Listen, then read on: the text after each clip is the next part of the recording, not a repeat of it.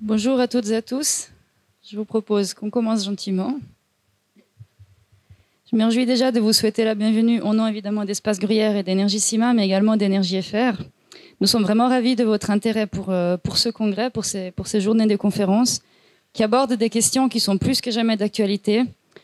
Vous n'êtes pas sans savoir que nous faisons face aujourd'hui à des défis qui sont complexes, qui sont interconnectés, et la transition énergétique fait certes partie de ces défis. Mais nous sommes aussi convaincus qu'elle fait surtout partie des solutions. Énergie FR est un programme de formation continue actif dans le domaine de l'énergie sur le canton de Fribourg. Et notre mission est précisément d'organiser des événements, des conférences et des formations continues dans ces domaines. C'est pour ça que nous sommes ici aujourd'hui. Comme vous voyez, nous avons beaucoup d'activités pour promouvoir notre mission, spécialement pour les communes. Ce que nous faisons, c'est que nous mettons à disposition des séances d'information pour vos habitants et vos habitantes sur la rénovation, sur le panneau photovoltaïque. Ce sont actuellement les deux programmes qu'on propose, mais on peut aussi en créer d'autres selon les besoins. Et puis, nous réalisons également des workshops en fait, avec des représentants et des représentantes des communes pour justement identifier vos besoins, pour savoir comment nous pouvons vous aider dans la réalisation de la transition énergétique. Nous réalisons également des événements et des formations pour les professionnels de l'énergie et justement pour le plus grand public, comme les habitants et habitantes de vos communes. C'est donc dans ce but que cette année, nous avons renouvelé notre collaboration avec Espace Gruyère et avec le Salon Énergie Cima pour vous proposer un cycle de conférences qui aborde justement les enjeux et surtout les opportunités de la transition énergétique. Donc, entre aujourd'hui et hier, nous vous avons proposé en fait de suivre les interventions de tout un panel d'experts et aussi de témoignages. C'est ce qu'on aura ce matin avec les communes. Et surtout, nous voulons aussi vous proposer l'opportunité vraiment d'échanger avec les intervenants et les intervenantes. C'est pour cette raison que nous avons toujours proposé ce format avec des pitchs, avec des présentations assez brèves et puis après des questions-réponses. Nous avons aujourd'hui 5 communes qui vont prendre la parole, qui vont vous présenter quelques initiatives dans le domaine de la transition énergétique. Et tout à la fin, nous avons prévu du temps pour vos questions, pour une partie un peu plus table ronde. Donc n'hésitez pas, si vous avez des questions, à les noter puis à les poser tout à la fin. On aura vraiment de l'espace pour ça et c'est aussi pour ça que vous êtes ici. Voilà. Je vous remercie en tout cas d'avance de votre attention. Nous sommes vraiment convaincus que la transition énergétique se réalise aujourd'hui, se réalise avec vous et que les communes sont vraiment des actrices importantes. Je vous remercie et je passe tout de suite la parole à Monsieur Paquier, qui va nous parler de la ville de Bulle. Je n'ai pas besoin du micro. Voilà, vous m'entendez. Bonjour à tous. En tant que représentant de la ville haute, j'ai la chance d'ouvrir cette journée d'échange à l'intention des communes.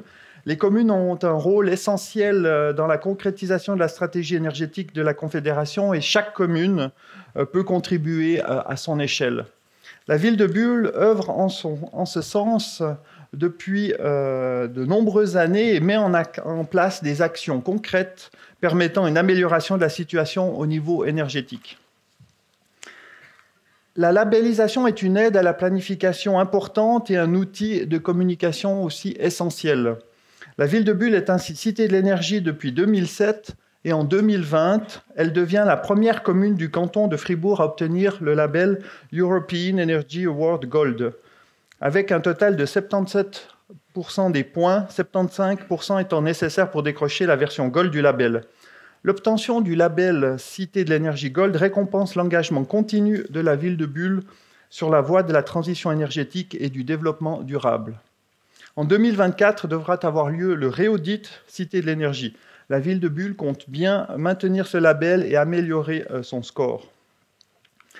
Voici quelques projets qui ont été achevés par la ville de Bulle dans les domaines de l'énergie. On a des domaines de la communication, des études, des analyses, des audits, la réalisation et la mise à disposition d'outils et aussi la réalisation d'infrastructures. Le but aujourd'hui n'est pas de couvrir l'ensemble de ces projets. Nous allons nous arrêter plutôt sur 5 domaines particuliers.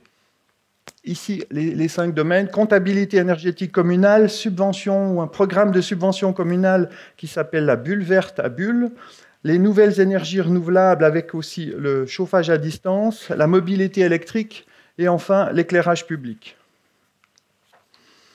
Commençons par la comptabilité énergétique communale. La ville de Bulle utilise le logiciel NR Coach L'utilisation d'un logiciel présente de nombreux avantages, à savoir une gestion intégrée des consommations d'énergie et des coûts associés, un suivi de l'évolution des émissions de gaz à effet de serre. Du point de vue des mesures d'économie d'énergie, EnerCoach permet aussi de quantifier l'efficacité des mesures prises par le passé et sert aussi d'aide à la planification de nouvelles mesures. Le logiciel permet à la commune de se positionner au moyen d'indicateurs de performance énergétique de A à G. Et enfin, c'est aussi un outil de communication et d'information à destination des concierges qui gèrent les bâtiments communaux, de la commission énergie, du conseil communal, de l'exécutif, et aussi du législatif, des utilisateurs et des concitoyens. C'est aussi la première fois cette année, en 2022, que la ville de Bulle va aussi communiquer dans son rapport de gestion ces informations en lien avec les résultats ou la comptabilité énergétique. Vous avez ici, je m'excuse aussi pour la qualité, j'étais un peu pressé, mais la qualité du graphique. On a ici le tableau de bord pour l'ensemble des 31 bâtiments communaux intégrés. Jusqu'en 2019, nous avons ajouté par vague oups, pardon, je me trompe. Le pointeur, c'est ça. Oui, ça fonctionne. Jusqu'en 2019, nous avons ajouté par vague un certain nombre d'immeubles, de bâtiments, ce qui fait qu'on a des fois une péjoration de la situation. Certains de ces bâtiments avaient des consommations importantes, telles que le bâtiment dans lequel nous nous trouvons aujourd'hui, Espace Gruyère. Les progrès réalisés entre 2021 et 2022 sont principalement dus au passage de l'hôtel de ville et du musée gruyérien au chauffage à distance. Grâce à cette étape importante, nous avons pu sortir du niveau E pour l'énergie finale et atteindre le niveau A pour les émissions de gaz à effet de serre.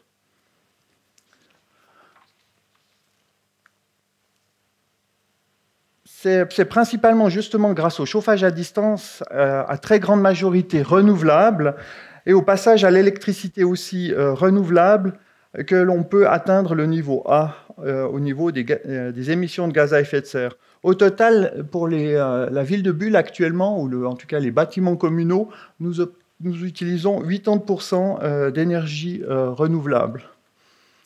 C'est un excellent score quand on sait qu'au niveau mondial, c'est 80% d'énergie fossile. Vous avez ici, on retrouve... Pardon, je me trompe de bouton. Oups. On retrouve ici la vague, on a intégré davantage de bâtiments dans notre comptabilité énergétique, et ensuite le progrès au passage notamment d'Espace Gruyère à l'électricité renouvelable, on améliore la situation. On a aussi intégré depuis 2021 les véhicules communaux dans la comptabilité énergétique, et on souhaite encore améliorer, augmenter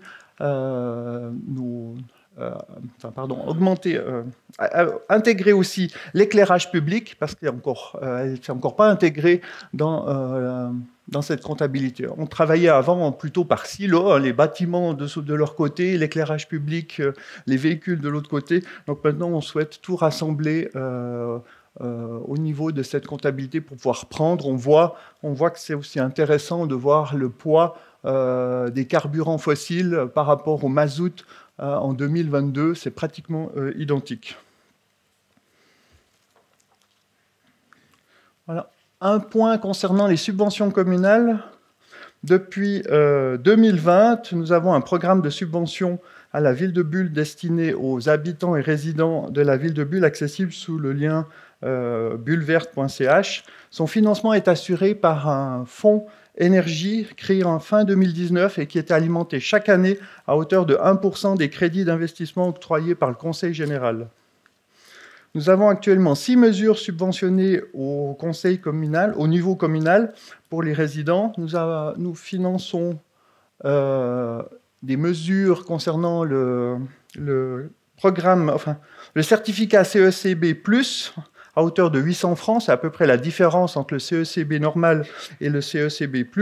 Nous finançons aussi l'achat d'un vélo électrique à hauteur de 10% pour un maximum de 350 francs, la réparation d'un ancien vélo pour 50 francs, les bornes de recharge privées à hauteur de 350 francs, nous subventionnons aussi un abonnement pour les transports publics en zone 30 à hauteur de 15%, soit maximum 92 francs pour une année, et l'abonnement d'essai à Mobility, la mobilité partagée.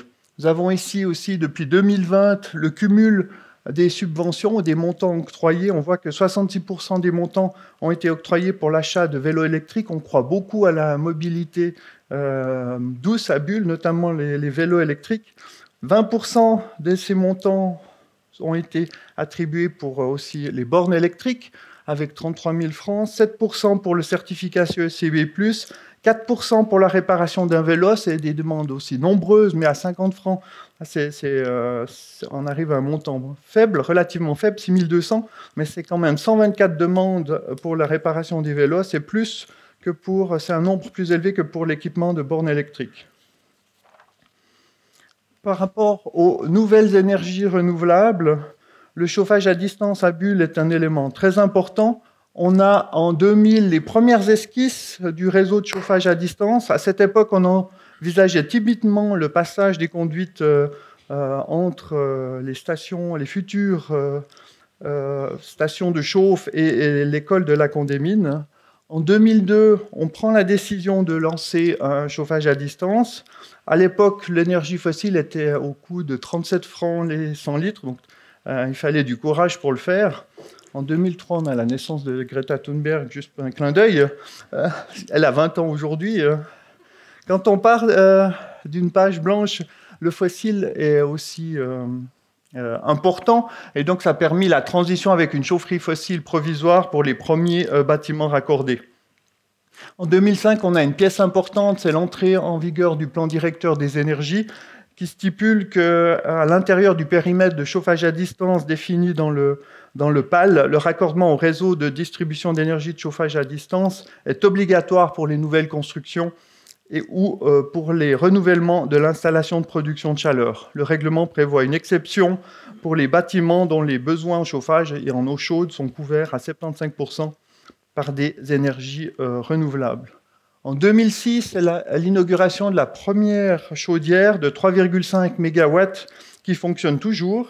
En 2007, on a les travaux au centre-ville de Bulle, avec l'extension justement au centre-ville et le raccordement de nombreux bâtiments au centre historique.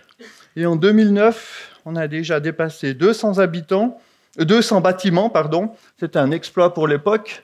Vous avez ici l'étendue de l'aire du chauffage à distance qui déborde maintenant sur les communes voisines, avec 100 bâtiments raccordés, 6000 foyers.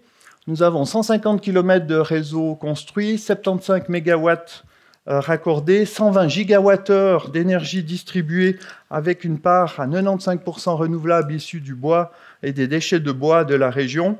Nous avons encore un potentiel de croissance d'environ 100% à 10 ans. Actuellement, 7 centrales en service, une 8e bientôt en construction à la station d'épuration de Vuipens pour récupérer la chaleur des eaux usées. Et il y en a encore une ou deux en réserve, un projet pour la suite et l'extension du réseau. Vous avez aussi ici l'évolution pratiquement constante et linéaire du nombre de bâtiments raccordés depuis les débuts, depuis 2004. Voilà pour le chauffage à distance. Pour les nouvelles énergies renouvelables, nous soutenons les panneaux.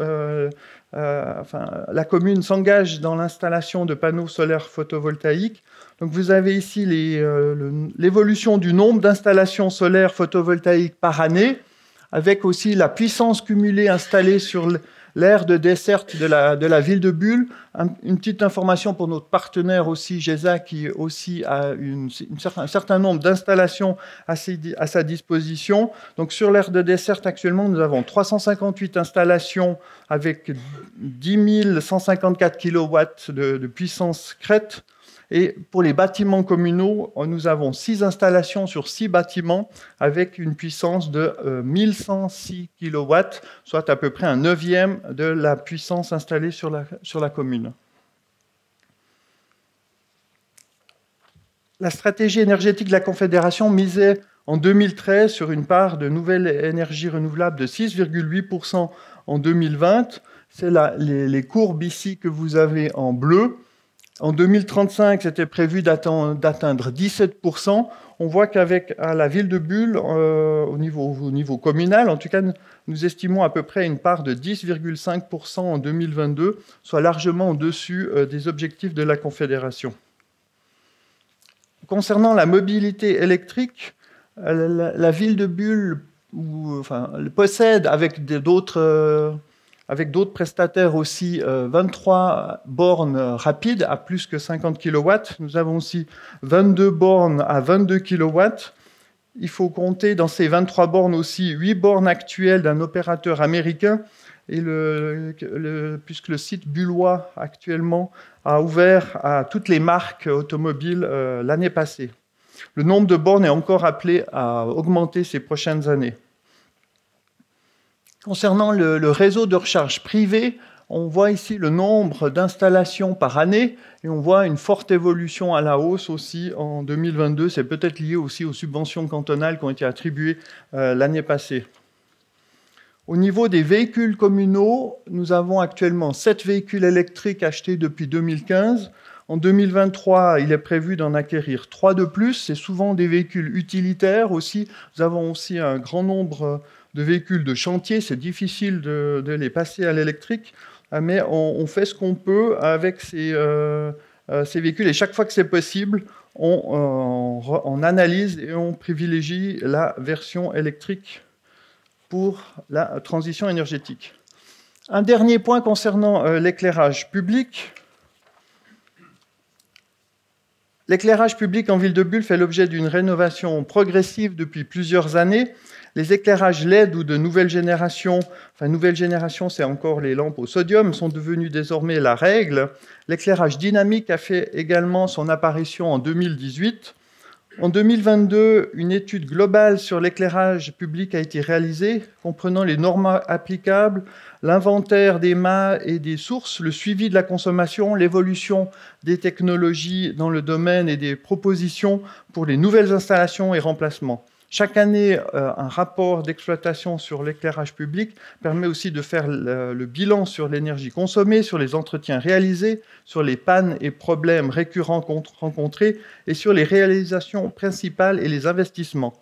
En 2022, une étude globale sur l'éclairage public a été réalisée, comprenant les normes applicables, l'inventaire des mâts et des sources, le suivi de consommation, l'évolution des technologies dans le domaine et des propositions pour les nouvelles installations et les remplacements. L'objectif du conseil communal est de généraliser l'extinction nocturne partout où cela est possible techniquement et légalement, et d'abaisser aussi l'intensité sur les artères qui seront encore éclairées pour engendrer plusieurs axes d'économie d'énergie. Et on voit le nombre qui augmente légèrement de points ou de sources lumineuses.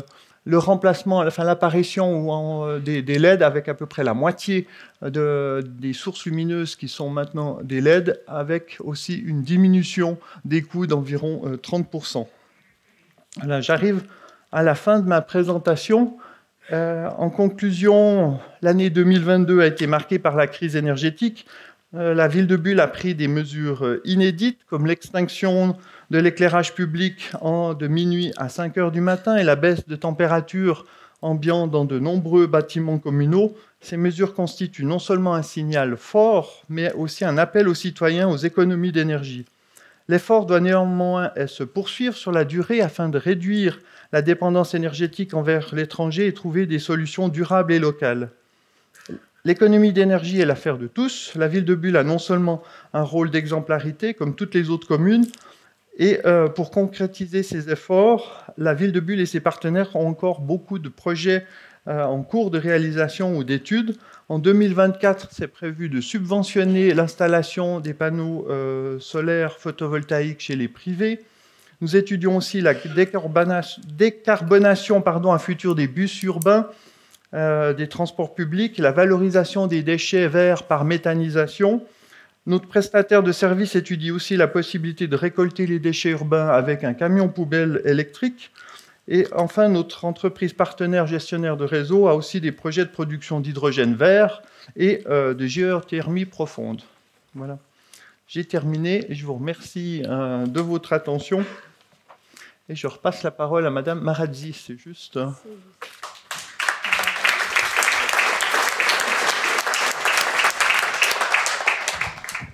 Merci beaucoup pour cette première intervention. Très intéressante, ça donne déjà beaucoup de pistes de réflexion. Je passe maintenant la parole à Monsieur Chiffelet pour la ville de Nyon. Et je passe la parole. Merci beaucoup. Bonjour à toutes et à tous. Alors moi, je vais vous parler un petit peu d'initiatives qui se font au niveau de la ville de Nyon en tant que délégué aux énergies de cette ville, et puis aussi les défis et opportunités qu'on rencontre. Tout d'abord, donc, bref rappel en termes d'objectifs. Donc, on s'inscrit dans la stratégie énergétique 2050 de la Confédération, c'était à 2000 watts, et puis en tant que commune vaudoise, donc la conception générale de l'énergie du canton de Vaud. En termes d'axes que je vais décliner aussi par rapport aux actions, donc on a un axe qui est la gouvernance, donc comment on pilote cette politique énergétique au niveau de la ville, comment on réduit la consommation d'énergie, d'une part par l'efficience et l'efficacité, et puis aussi l'autre levier, c'est la sobriété énergétique. On a beaucoup entendu parler de ce levier-là, mais je trouve qu'au niveau des politiques, c'est pas toujours bien compris, donc je vais aussi y revenir plus tard. Et puis l'autre pan aussi, c'est l'augmentation de la part d'énergie renouvelable. Pour ce qui traite de la gouvernance, alors tout d'abord, c'était l'engagement donc de moi-même, le délégué aux énergies de la ville. Jusqu'à maintenant, c'était une personne qui faisait durabilité et énergie, et c'est décidé de scinder ça en deux, et que le poste soit rattaché au service industriel de la ville, qui est un service entièrement en main de la ville, donc pour meilleure coordination aussi entre politique et mise en œuvre. Et puis donc mon salaire et toutes les mesures liées à cette politique sont alimentées par un fonds qui s'appelle le fonds efficacité énergétique et énergie renouvelable, qui est alimenté par une taxe sur l'électricité vendue sur la commune, qui est permise par la loi vaudoise. Et on a réussi à la remonter, les politiques ont réussi à la remonter à jusqu'à 1,9 centime par kilowattheure d'électricité vendue. Aujourd'hui, il est fixé à 1 centime, et ce qui permet d'avoir un fonds qui est de 1 million, qui est quand même pas négligeable pour une politique publique. Les activités aujourd'hui qui nous occupent dans la gouvernance, donc on révise notre planification énergétique territoriale, parce qu'on voit qu'elle est plus du tout à jour par rapport aux nouvelles ambitions du canton de Vaud, et puis aussi la neutralité carbone en 2050. Donc on est en train de revoir si on reprend ce graphique qui a été fait à l'époque par M. Poumadère, sauf erreur, je crois, au CREM. Donc on est vraiment dans la définition des objectifs et des actions énergétiques et la planification des études. Et suite à ça, on va pouvoir faire le programme Nyon Énergie qui va être redéfini, parce que jusqu'à maintenant, c'était vraiment mélanger durabilité et énergie. Il va vraiment recentrer vraiment sur l'axe énergétique qui sera vraiment permettra des mises en œuvre et puis du suivi et évalué pour atteindre l'objectif en 2030 et en 2050. Et puis aussi, on est en pleine réaudit aussi de notre label C d'énergie et on vise le gold cette année. Pour à la suite de Bill, merci beaucoup. Pour la diminution de la consommation d'énergie, donc cet axe-là, donc on a toute une partie, donc on a 3 leviers principaux. D'une part, la sensibilisation et puis l'accompagnement. Donc on a relayé les informations, notamment de la campagne de la Confédération. On a un guichet énergie qui est en cours d'ouverture au sein de la ville pour répondre à toutes les questions de la population d'entreprises qu'ils auraient dans le domaine de l'énergie et pour les conseiller aussi sur les subventions. On a le programme Éco-énergie qui est un partenariat avec les SIG. J'imagine que vous connaissez le programme Éco 21, qui est un programme du coup d'accompagnement des locataires et puis des PME pour économiser de l'énergie. Donc, c'est des visites gratuites où on distribue du matériel qui permet d'économiser de l'énergie. Ça fait partie de... Je pense que c'est là. Ouais. Ici, tout le matériel ici qu'on distribue. Et ça a permis par année, donc depuis 2021, d'économiser 1,8 gigawattheure thermique et 275 mégawattheures électriques. Et en parallèle, on est sur le point de lancer le programme Nyon Rénov', qui est une initiative de Honnet Rénov' et qui a été repris par Romande Énergie comme produit pour distribuer dans d'autres cantons, qui est des projets pilotes de Vevey et Morges sur le Vaud. Et du coup, on va reprendre cette méthode en partenariat avec Romande Énergie, complétée avec l'approche SEED, qui est un label aussi Impact Living, qui prend aussi d'autres critères aussi de durabilité et notamment aussi de l'articulation entre la rénovation et l'augmentation des loyers. C'est quand même un frein aussi qui est non négligeable par rapport à la rénovation des bâtiments. Donc c'est aussi une vision un peu plus globale de ça pour faciliter la rénovation dans les grands barres d'immeubles. Parce qu'on s'attendait vraiment aux propriétaires de grands barres d'immeubles pour accompagner au niveau administratif et puis énergétique la rénovation de leurs bâtiments. En termes de subventions, je l'ai passé rapidement, mais on a tout un catalogue aussi de subventions à destination des propriétaires et de la population lyonnaise. Donc ça va des mesures de rénovation, donc un complément à la subvention cantonale vaudoise, programme bâtiment, des audits de CECB+, l'achat d'appareils électroménagers efficients, la réparation aussi d'appareils électroménagers et électroniques, l'abonnement Energo aussi pour avoir un meilleur monitoring de la consommation du parc bâti, et puis des formations dans le domaine de l'énergie. On pense à des formations type conciergerie, etc. Et en termes d'exemplarité, donc on a aussi un monitoring Energo de nos bâtiments publics. Et puis, suite à la crise énergétique qu'on a vécue cet hiver, le municipal a monté une task force pour l'administration communale pour essayer de maximiser les réductions d'énergie qu'on peut faire au niveau de l'administration communale pure. Voilà, c'est un processus, c'est un learning process, enfin, l'apprentissage, ça n'a pas tout été concluant, mais voilà, on compte bien en tout cas pérenniser cette task force pour les hivers suivants. Un petit mot maintenant sur la sobriété énergétique, parce que de nouveau, on a beaucoup entendu parler sous cette crise énergétique de sobriété.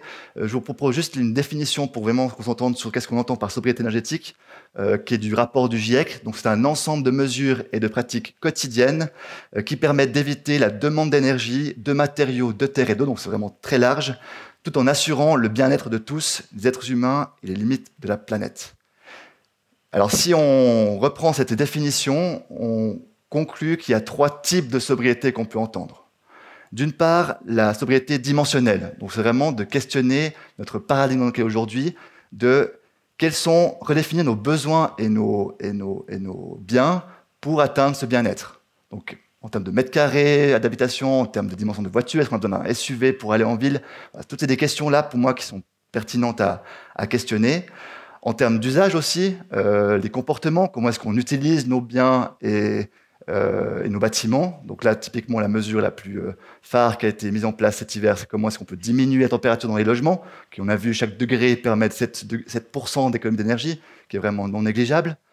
Et puis enfin, la dimension coopérative, comment est-ce qu'on peut mutualiser nos biens avec le partage, le covoiturage, et pas que chacun ait sa propre voiture ou chacun ait son propre système. Donc voilà. Donc on est vraiment au balbutiement, hein. En tout cas, au niveau de la ville de Nyon, on va lancer un mandat d'accompagnement pour le programme Nyon Énergie pour voir qu'est-ce qu'on peut faire, mais c'est un travail de long terme, c'est un changement de paradigme sociétal qui est très englobant. Mais voilà, pour nous, en tant que commune qui planifions des infrastructures à long terme, c'est important d'avoir cette dimension-là, parce que la société de demain va vivre avec des décisions aujourd'hui pour la planification d'infrastructures, et c'est important d'avoir ce degré-là en tête. Et enfin, l'axe augmenter les parts d'énergie renouvelable. Pour la thermique, donc, on a aussi des subventions aussi pour des projets de privé, donc pompe à chaleur, des compléments au programme bâtiment. Et puis, la ville développe, enfin, les services industriels de la ville développent un chauffage à distance avec le partenariat de Romande Énergie, qui est le thermo-réseau. Donc, c'est un chauffage à distance qui est en train de se mettre en œuvre, qui à terme devrait intégrer plusieurs énergies. Donc d'une part, vous avez sûrement entendu parler du forage de Vinzel. Alors pour l'instant, les résultats sont pas très concluants, mais on espère que plus on forera profondément, plus on trouvera on va trouver de l'eau. Aussi intégrer aussi de l'énergie de la steppe. Et puis éventuellement aussi pour une boucle froide, l'aquathermie type Génilac qu'il y a à Genève. Donc voilà, puis il y a une subvention du coup pour le raccordement à ce réseau. Et on développe aussi des projets de biogaz aussi, qui sont à l'étude actuellement sur la ville, notamment via la steppe, et puis aussi les agriculteurs qui sont dans la région de Nyon. Pour l'électricité, alors on n'est pas très bien doté en vent ou en barrage, etc. Donc nous, on mise essentiellement sur le solaire.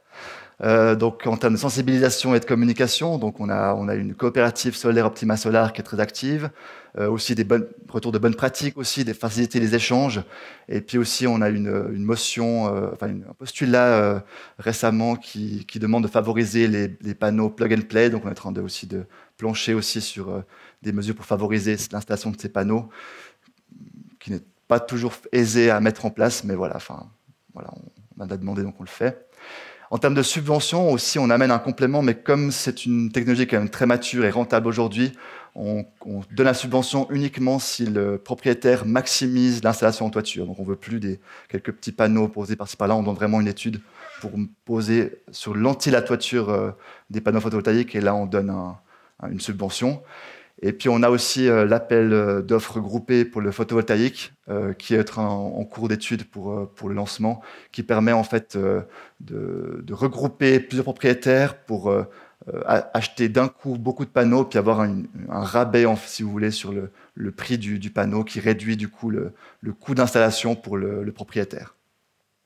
Et enfin, la réglementation, donc alors ça c'est plus du moyen long terme, mais dans le cadre de l'élaboration du PDCOM, on veut mettre aussi des mesures contraignantes pour le plan d'affectation, pour dire selon telle zone, ce sera telle énergie qui sera distribuée.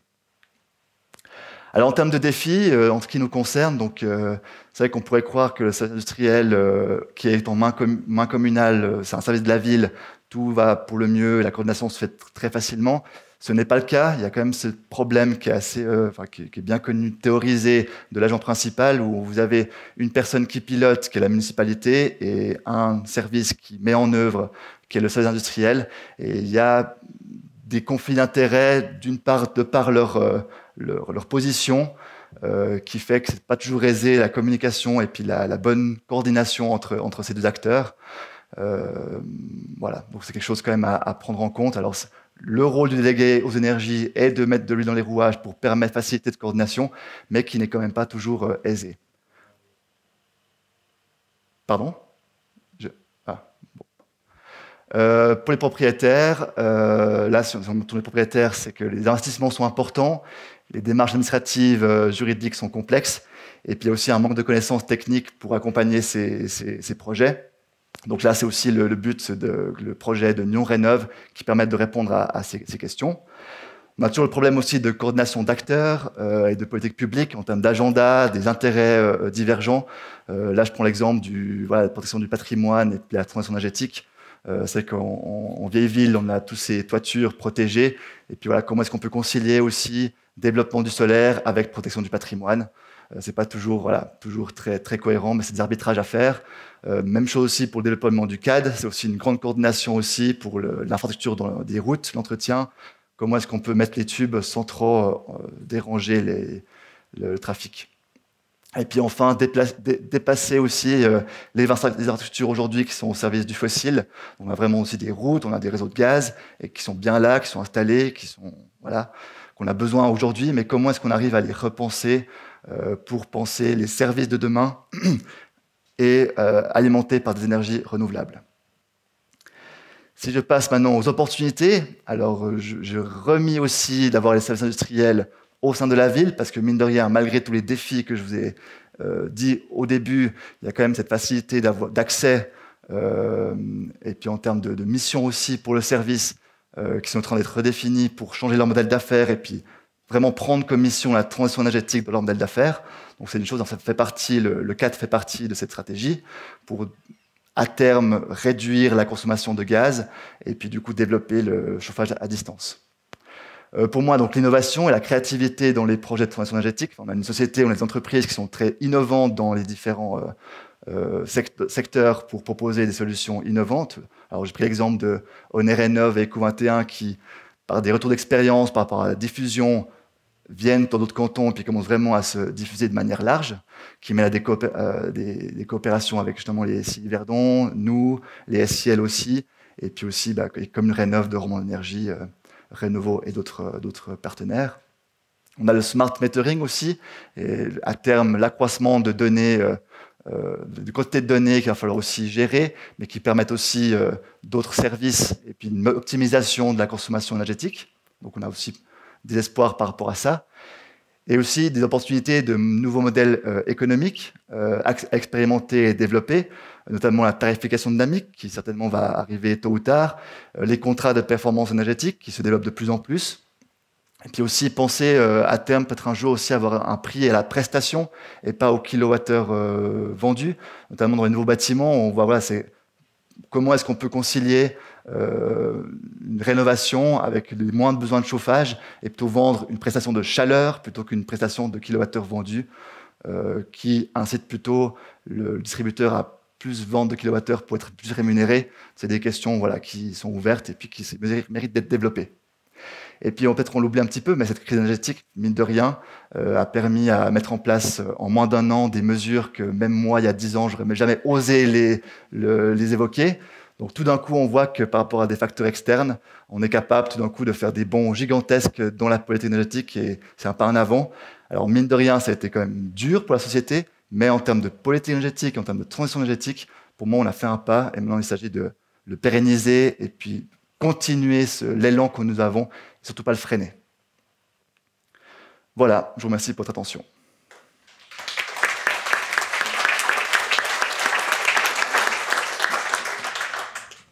Merci. Merci beaucoup.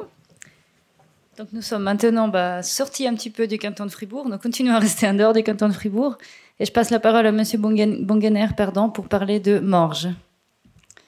Je vois qu'il y a déjà des questions qui surgissent, donc n'hésitez pas à les garder pour la suite.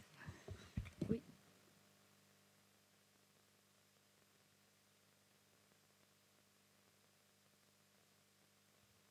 Bonjour. Marc Mingner, chef d'office de la durabilité pour la ville de Morges. Je suis très heureux d'être là aujourd'hui pour vous présenter certains aspects de notre politique énergétique. Ça ne va pas être exhaustif. En gros, je vais faire part d'un retour qualitatif sur certaines expériences qu'on essaye de mettre en œuvre sur le territoire. Vous aurez aussi une vision d'ensemble sur la méthodologie de travail qu'on utilise pour essayer de suivre et puis de mettre en œuvre notre politique énergétique. Donc, je pilote l'Office de la durabilité. On est un petit groupe de 2 personnes à plein temps avec une stagiaire. Et puis, bientôt, on sera 3.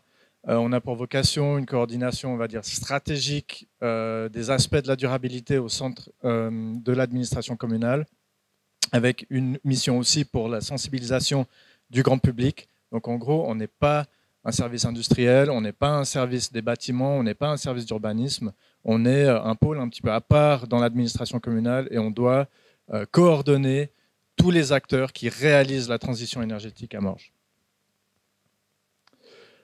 Donc vous verrez très rapidement certains aspects de notre stratégie énergétique, une vue non exhaustive des outils de mise en œuvre, une discussion sur les résultats et puis un petit point sur l'avenir, notamment dans le cadre de la réalisation de notre plan climat.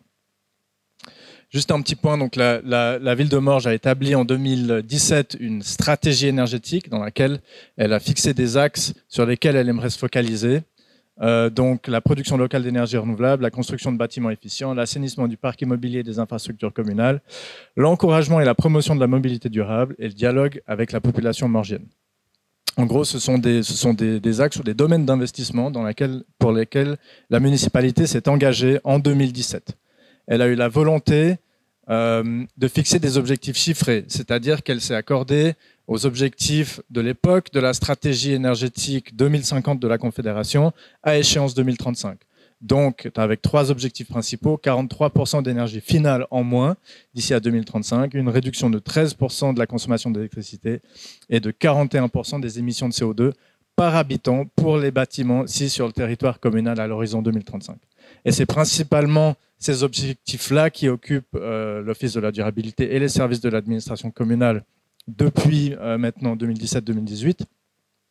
On s'est très peu focalisé sur des objectifs chiffrés, notamment en matière de mobilité.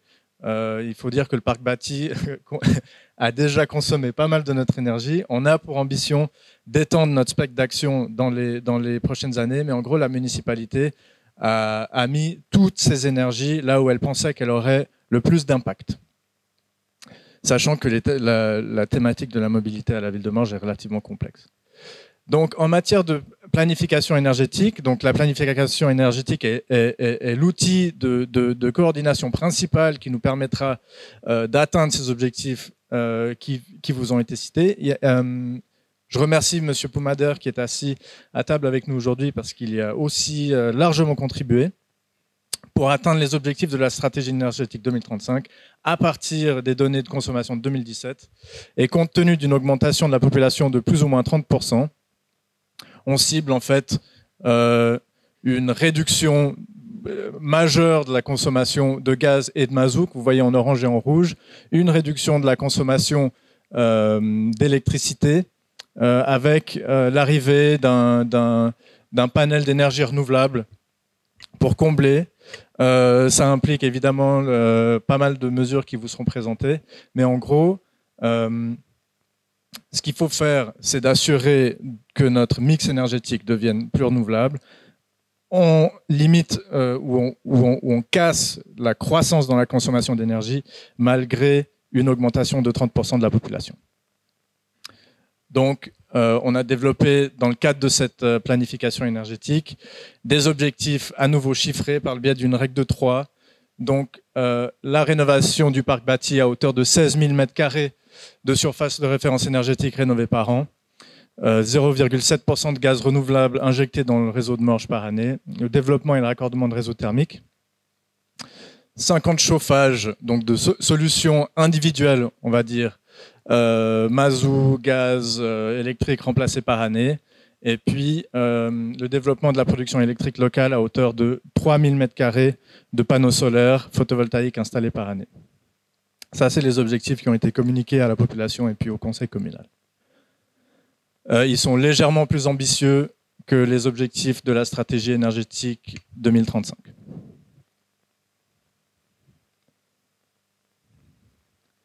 Et puis, donc, on a 5 principaux outils pour réaliser sur le territoire morgien ces objectifs. Ce sont donc la réglementation. Je vais peu parler de réglementation aujourd'hui. Je mets juste 2 nouveaux quartiers en exemple. Il y a le quartier Prairie Nord, et puis il y a le quartier... non, excusez-moi, c'est le quartier de l'Églantine, et puis le nouveau quartier des Halles, qui ont été construits dernièrement, qui respectent des standards énergétiques élevés, parmi d'autres. Pourquoi je ne parle pas de réglementation? Parce que c'est difficile d'être très créatif par rapport à ça, et puis je pense qu'on a tous un petit peu les mêmes ambitions, et je ne pense pas pouvoir contribuer beaucoup à cette discussion aujourd'hui.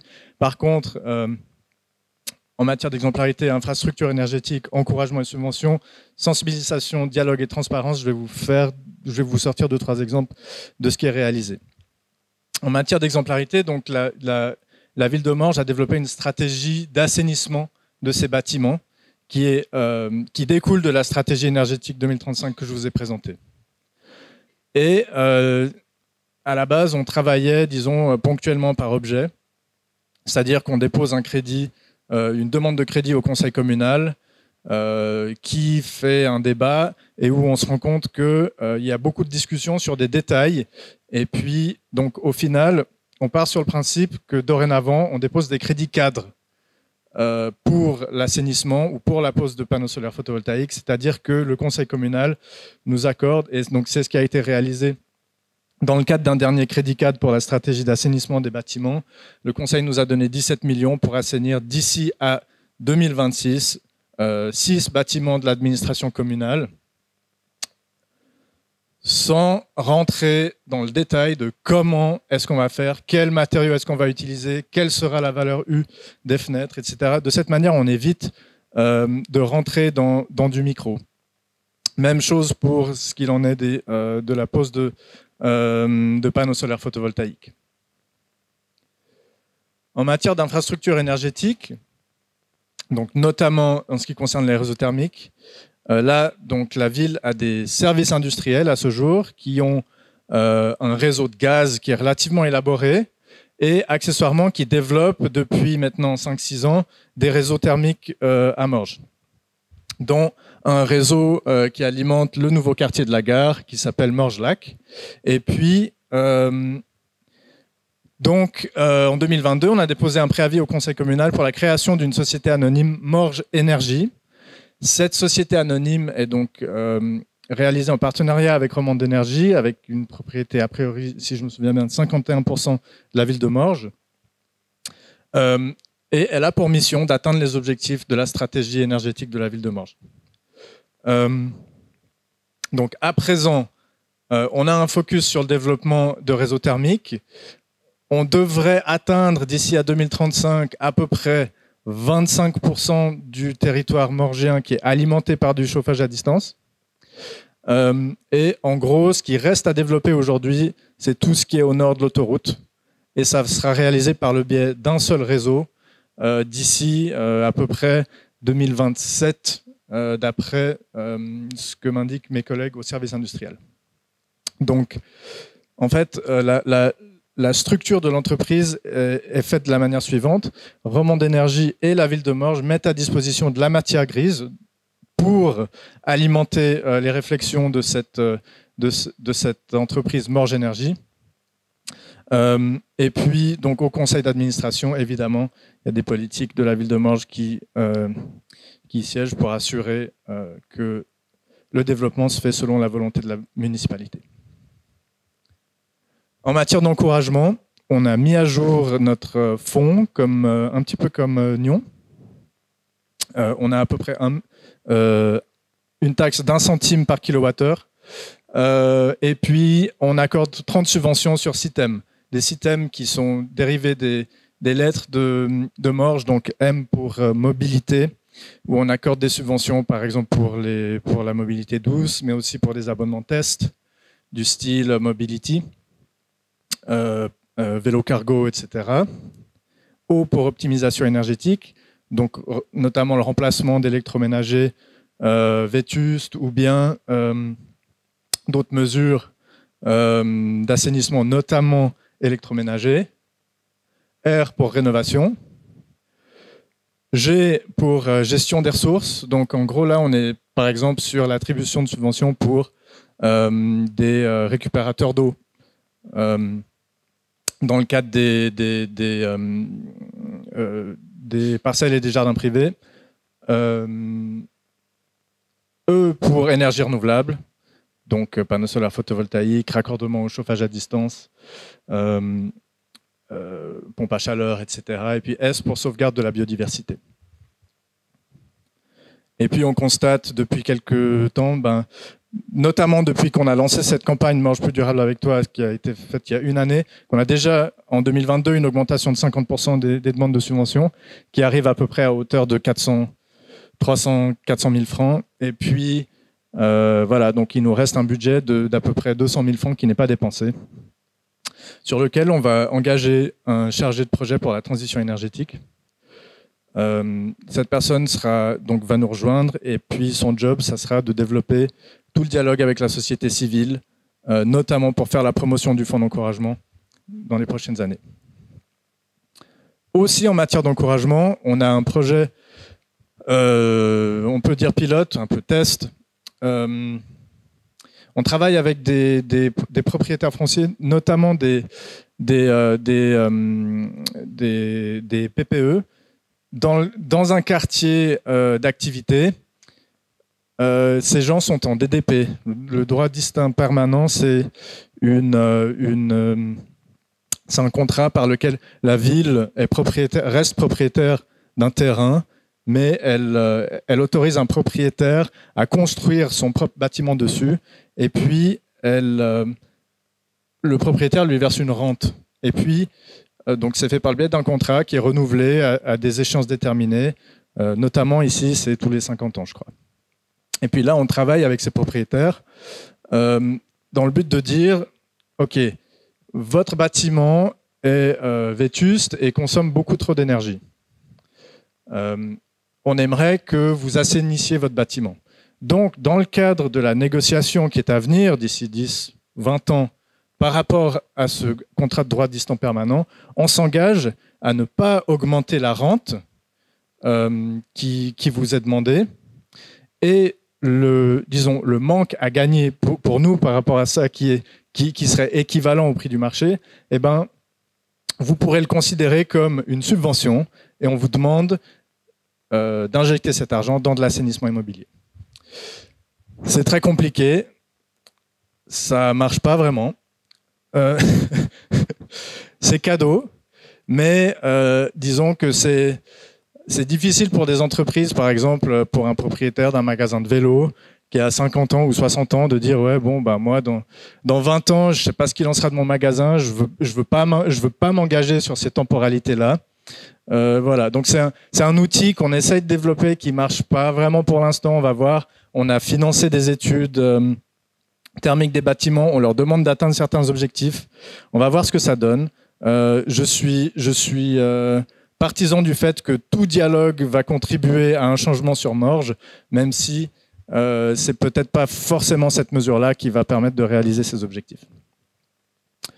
En matière de sensibilisation, dialogue et transparence, on a des programmes d'accompagnement, appels d'offres groupés, on a une semaine de l'environnement pour laquelle vous pouvez découvrir l'affiche sur la droite de cette année.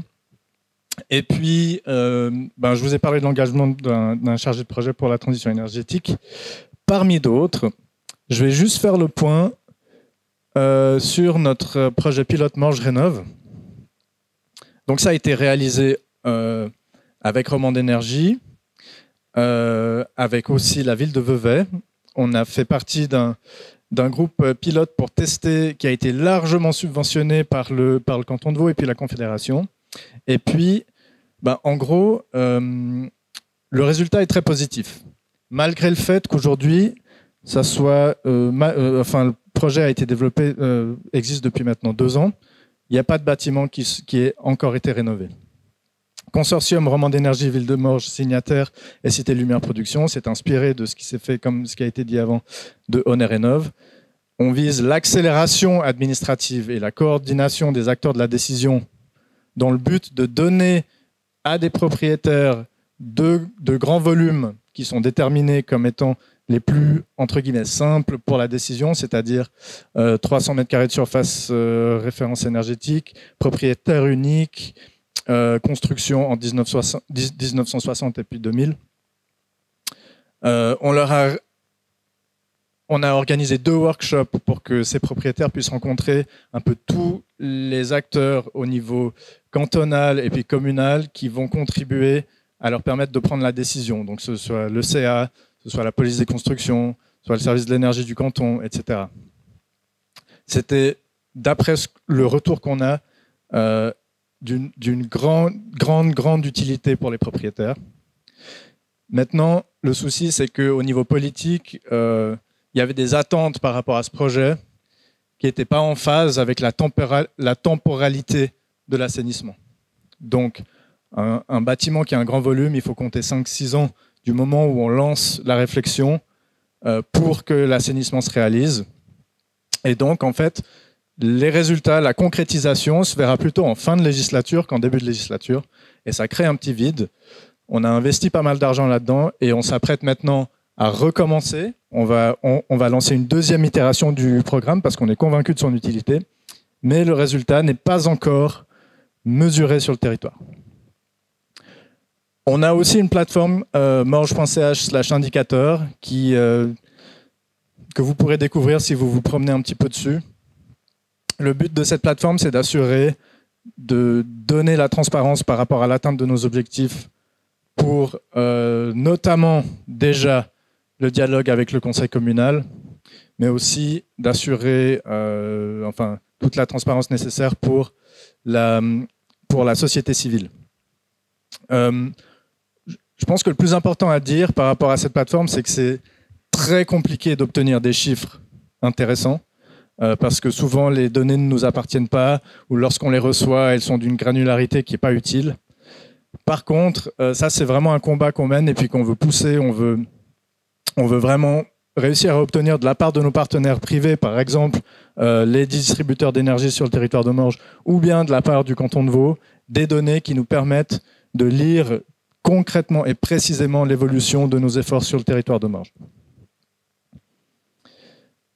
Et donc là, j'ai mentionné dialogue avec le conseil communal qui nous demande régulièrement, grâce justement au fait qu'on soit fixé ces objectifs chiffrés, là où on en est, qui nous demande de rendre des comptes. Où en sommes-nous? Avez-vous atteint votre objectif? Pourquoi pas? Et donc il y a une pression pérenne. Et grâce à cette pression aussi, on peut honnêtement dire, écoutez, on n'y est pas, parce qu'on n'a pas les moyens, parce qu'on n'a pas la donnée même pour mesurer. Ça aussi, c'est important. C'est pas parce qu'on ne peut pas mesurer 16 000 m² de surface de référence énergétique assainie au standard Minergie, qu'on ne l'atteint pas. Bon, accessoirement, on ne l'atteint pas. Mais, donc, il y a tout un dialogue et toute une compréhension des enjeux qui se développent grâce à ça. Et puis, au final, où est-ce qu'on en est aujourd'hui? On atteint nos objectifs pour l'injection de biogaz, ça c'est pas compliqué. Développement et raccordement à des réseaux thermiques, ça justement c'est entre les mains de l'administration. C'est une infrastructure qui va se faire développer par la commune. Même chose pour tout ce qui est panneaux solaires photovoltaïques. On voit que c'est quand même relativement rentable. Les propriétaires jouent le jeu. On a mis les mesures en place pour que ça se développe, mais on bug au niveau de l'assainissement du parc bâti. Et puis, notamment au niveau du remplacement de chaudière, où je dirais qu'on est à peu près à 25-30% de l'objectif. Et ça, vraiment, là, on est sur des domaines sur lesquels on a relativement peu d'influence par rapport aux autres. C'est des décisions qui sont prises par des acteurs privés. Et donc, c'est pour ça, justement, que je l'ai mentionné avant, qu'on engage un chargé de projet. Son but, en fait, c'est de prendre en charge ces points 4 et 5, encouragement, sensibilisation, dialogue et transparence, dans le but d'assurer pour la société civile un appui et une interface pérenne sur ces thèmes. Et puis, voilà, donc maintenant, je fais juste très, très rapidement un point sur la suite. Là, je vous ai présenté en gros notre méthodologie et puis qu'est-ce qu'on veut suivre et puis comment ça marche. Maintenant, on doit faire la même chose pour toutes les autres stratégies sectorielles, on va dire, notamment par exemple en matière de mobilité, en matière de réflexion sur la consommation, la gestion de déchets, etc. Dans le but d'élaborer un plan climat qui soit cohérent avec la méthode qu'on a déjà mis en place. Et ça, c'est donc ce sur quoi on va se focaliser les 2 prochaines années. Notre plan climat, il doit paraître en 2025. Et puis, donc, il aura des objectifs chiffrés, un système d'indicateurs avec du monitoring dans la mesure du possible. Et puis, on a vraiment l'objectif de développer l'adhésion de la société civile grâce à ces objectifs, ce monitoring, mais aussi grâce au développement d'une vision et puis d'un dialogue pérenne en matière de sensibilisation, mais aussi par le biais notamment de l'intégration de la société civile bien en amont dans le cadre de l'élaboration du plan climat, ce à quoi on œuvre actuellement. Voilà, merci.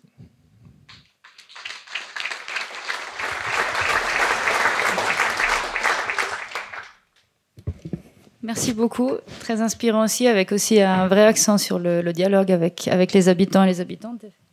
Effectivement. Maintenant, on revient d'un autre canton. Je passe la parole à M. Brunisholz pour la commune du Mouret.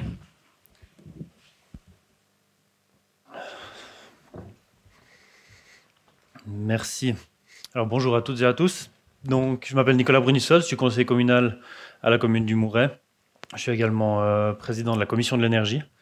Je vais vous parler aujourd'hui de la gestion de l'éclairage public qu'on fait sur le territoire de la commune, surtout suite à la situation un peu particulière liée à la crise énergétique qu'on a annoncée en fin d'année passée.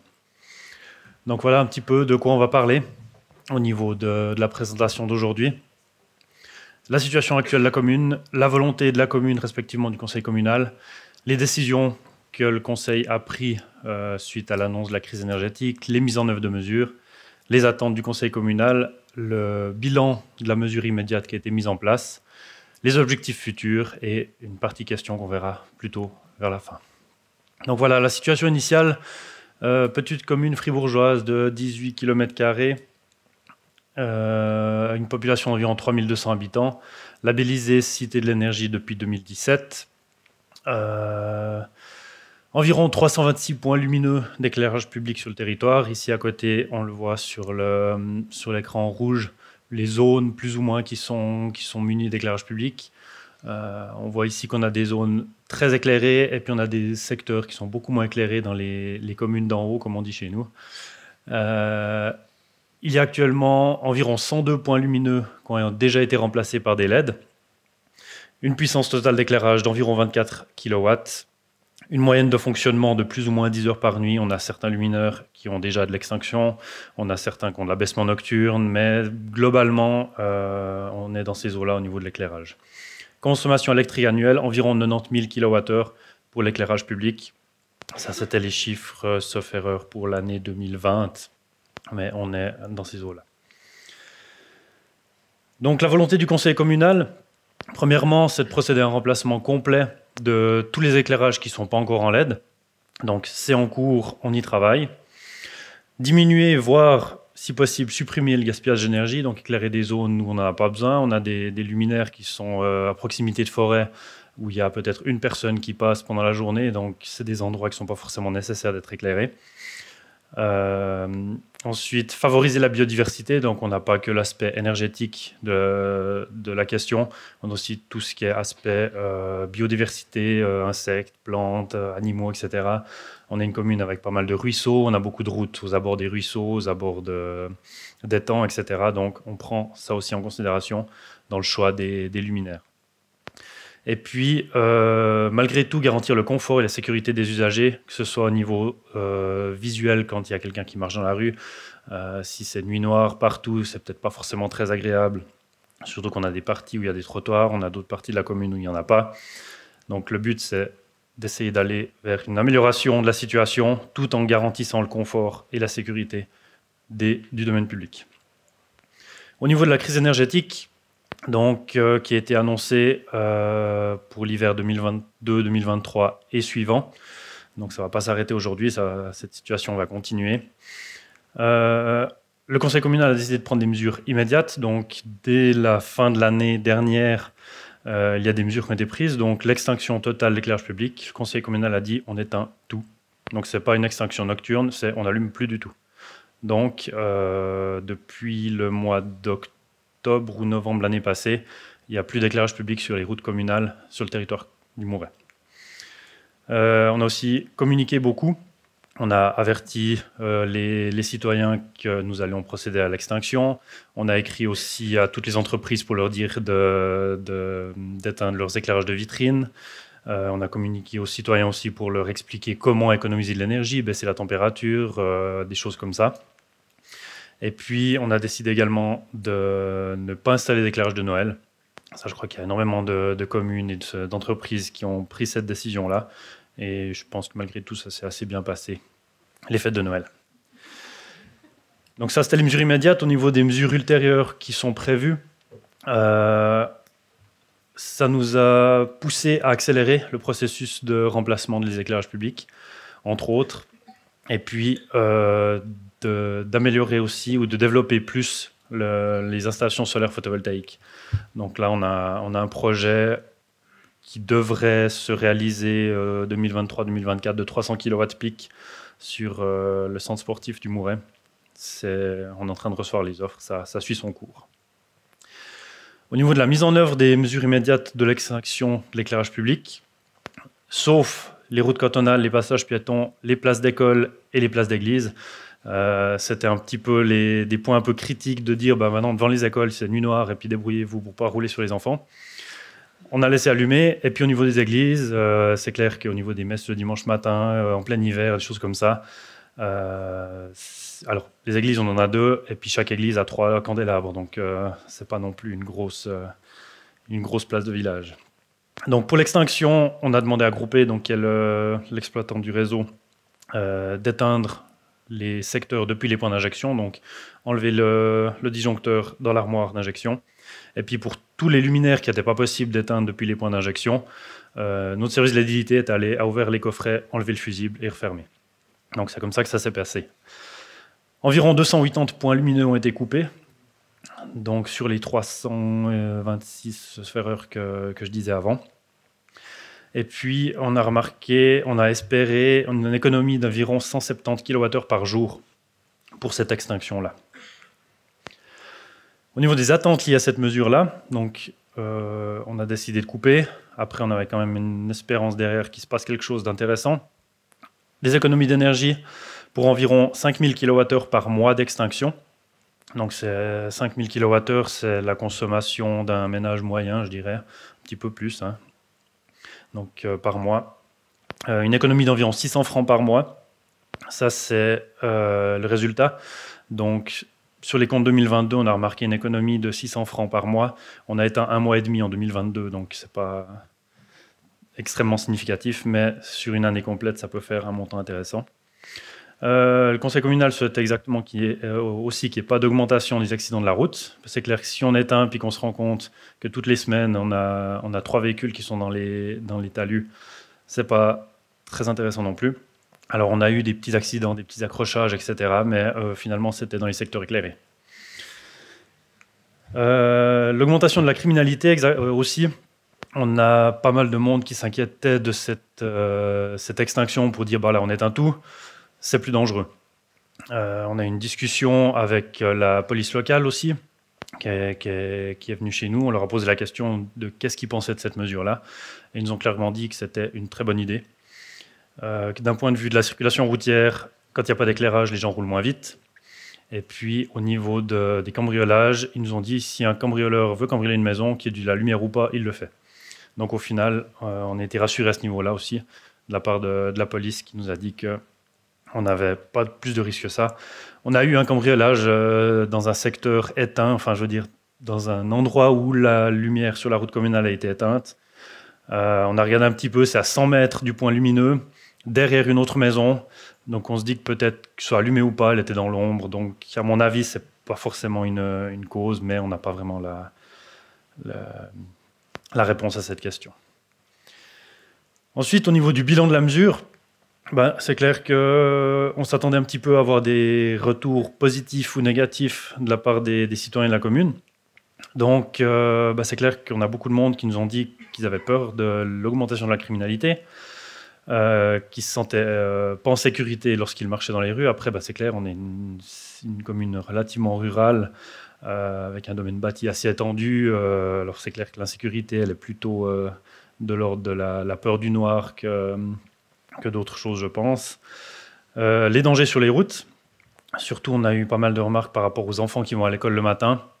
Il faut savoir que les endroits qui sont éclairés sont en principe équipés tous de trottoirs. Les routes sont toutes des routes limitées à 50 en général.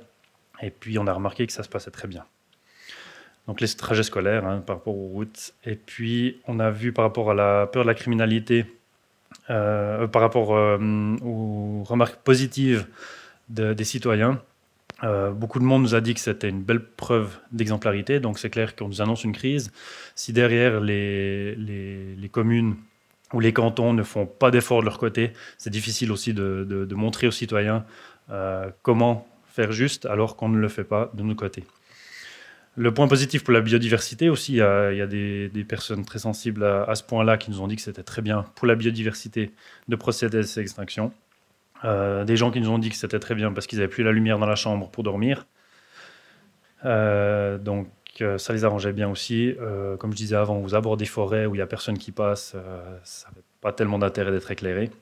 Et puis, le confort accru dans les habitations proches, c'est clair que la pollution lumineuse fait aussi partie des intérêts de cette extinction-là. Donc, bilan plutôt positif. On a eu l'Assemblée communale en fin d'année passée où on s'attendait à quelques remarques par rapport à ça. Donc, un des citoyens a demandé à ce qu'il y ait un vote consultatif qui soit fait durant l'Assemblée pour remettre sur la table du Conseil la mesure qui a été prise. Donc, on nous a demandé de consulter pour voir si on devait revenir en arrière sur notre décision ou pas. Et puis, environ 2/3 de la population s'est dit plutôt favorable à cette mesure pour dire non, c'est très bien d'éteindre cet éclairage. Et puis, environ 1/3 qui était plutôt favorable à ce qu'on rallume l'éclairage public. Donc, bilan assez positif pour nous. Relativement peu de remarques négatives. On a eu 2-3 personnes qui sont venues au bureau communal pour dire qu'ils n'étaient pas très contents. On a eu 1 ou 2 mails, 1 ou 2 téléphones, mais pour des arguments pas très concrets. C'est surtout la peur du noir, c'est j'ai pas de lampe de poche, ou alors j'ai peur d'envoyer mes enfants à l'école le matin quand il fait nuit. Mais globalement, positif. Au niveau des objectifs futurs, parce qu'on ne va pas s'arrêter là, on a la volonté maintenant de remplacer tous les éclairages qui ne sont pas en LED d'ici à 2026, donc à la fin de la législature actuelle. Je pense qu'on va y arriver parce qu'on a un nouveau crédit pour le remplacement de l'éclairage, donc 64 autres points lumineux qui vont être faits en 2023. Ce qu'il faut savoir, c'est qu'on a mis en service hier soir 53 luminaires qui avaient été commandés en 2022 et qui ont mis un peu de temps à être livrés avec les problèmes d'approvisionnement en lustrerie qu'il y a eu l'année passée. Mais actuellement, ils sont en service. Alors, on les a mis en service, mais on les réteint derrière, comme ça, on respecte la décision de base. Donc voilà, pour ça, donc les 64 autres points lumineux vont être commandés vraisemblablement dans le courant du mois d'avril-mai, et puis installés, j'espère, d'ici la fin de l'année. Réduction de la pollution lumineuse, c'est aussi un point important. On a remplacé aussi l'éclairage du stade de Foth, qui est maintenant équipé de LED. On a vu une grosse différence d'un point de vue de la diffusion de la lumière vers le haut, qui a beaucoup diminué, vers les quartiers autour aussi. L'éclairage public, on est à la même chose. Hier soir, typiquement, on a fait des essais à 10% de l'éclairage. On voit très bien par terre. Les maisons autour ne sont pas trop éclairées. Ça fonctionne très bien. Donc, avec un point lumineux d'environ 4 watts, on arrive à éclairer environ une zone qui fait 10 mètres de diamètre. Donc, c'est assez intéressant. Pour ça, donc, éclairage dynamique avec détection des luminaires à 2200 Kelvin. La personne avec qui j'étais hier soir m'a dit qu'ils n'avaient jamais installé de luminaire à 2200 Kelvin. Donc, c'est une lumière qui est très, très orangée. Hein, ça se rapproche assez de la vapeur de sodium qu'on a actuellement. Avec détection dynamique. Donc, quand on passe, ça s'allume. Quand il n'y a personne, ça reste éteint. C'est un petit peu le but. Quand on a besoin de l'éclairage, on l'allume. Réduire les coûts d'utilisation et d'entretien des infrastructures. Donc, c'est clair que nous, on a pris la décision de rompre les contrats d'entretien pour les éclairages publics. On avait des contrats d'entretien pour tous les éclairages où tous les 5 ans, sauf erreur, ou 4 ans, toutes les sources lumineuses étaient remplacées, qu'elles fonctionnent ou pas. Et donc ça, c'était un contrat qui coûtait relativement cher. On se dit que maintenant, avec des LED qui ont potentiellement une espérance de fonctionnement de 50 000 heures, on n'aura pas forcément besoin de les remplacer tous les 5 ans, surtout si on les éteint la nuit. Et puis, une économie d'environ 7 000 francs par an d'un point de vue du coût d'utilisation, donc en termes purement énergétiques par rapport à ça. Et puis, donc, 50% de diminution des besoins énergétiques pour l'éclairage public. Donc ça, je pense qu'on va y arriver. Et puis, ça représente environ 90 000 kWh, de passer de 90 000 kWh par année de consommation à 45 000 en 2026. Hier soir, on a vu aussi que dans le secteur qu'on a testé, avec les horaires et le fonctionnement qu'on a prévu, on va économiser environ 65% d'électricité par rapport à si on le laissait allumer toute la nuit. Donc, on est déjà meilleur avec le premier secteur. Voilà, merci beaucoup pour votre attention. Et puis, je pense que les questions, ça sera pour après. Merci.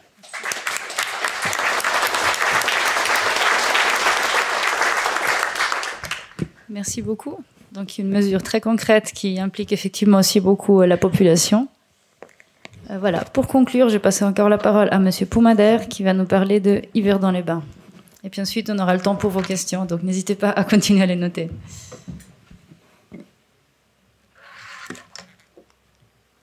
Voilà.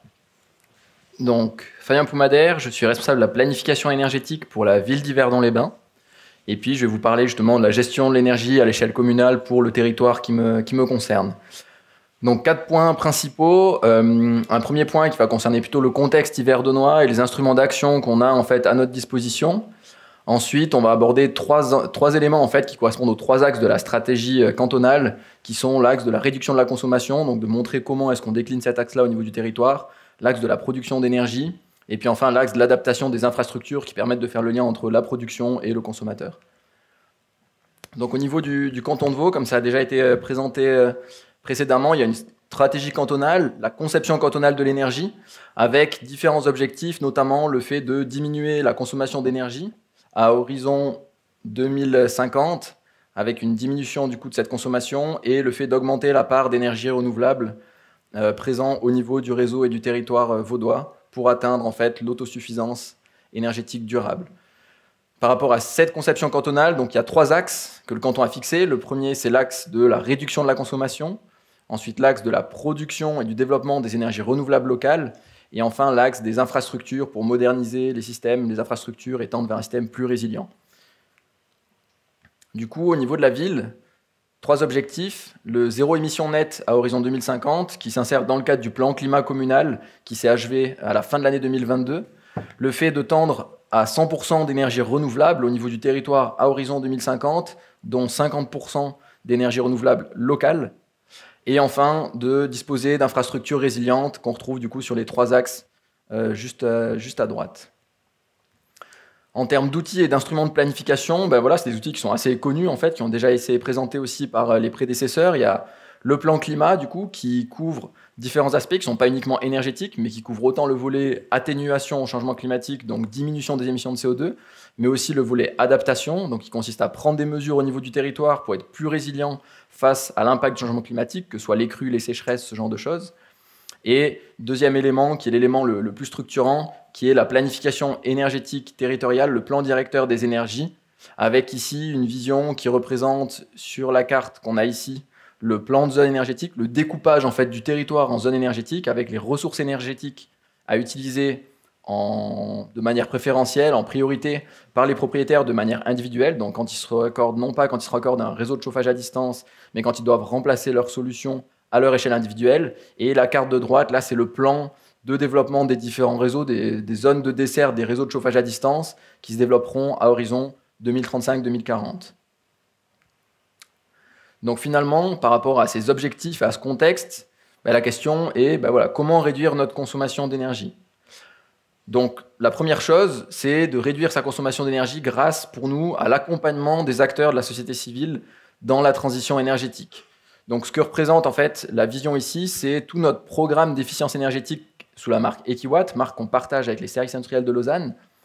Et on voit en fait qu'on a tout un jeu de programmes d'efficience énergétique qui s'adressent à différents types de personnes. L'objectif, c'est de toucher l'entier des cibles, donc de s'adresser autant aux ménages et à l'habitat privé, de s'adresser autant aux propriétaires et aux gérances, aux entreprises et commerces, et enfin d'avoir des mesures aussi internes à l'administration communale.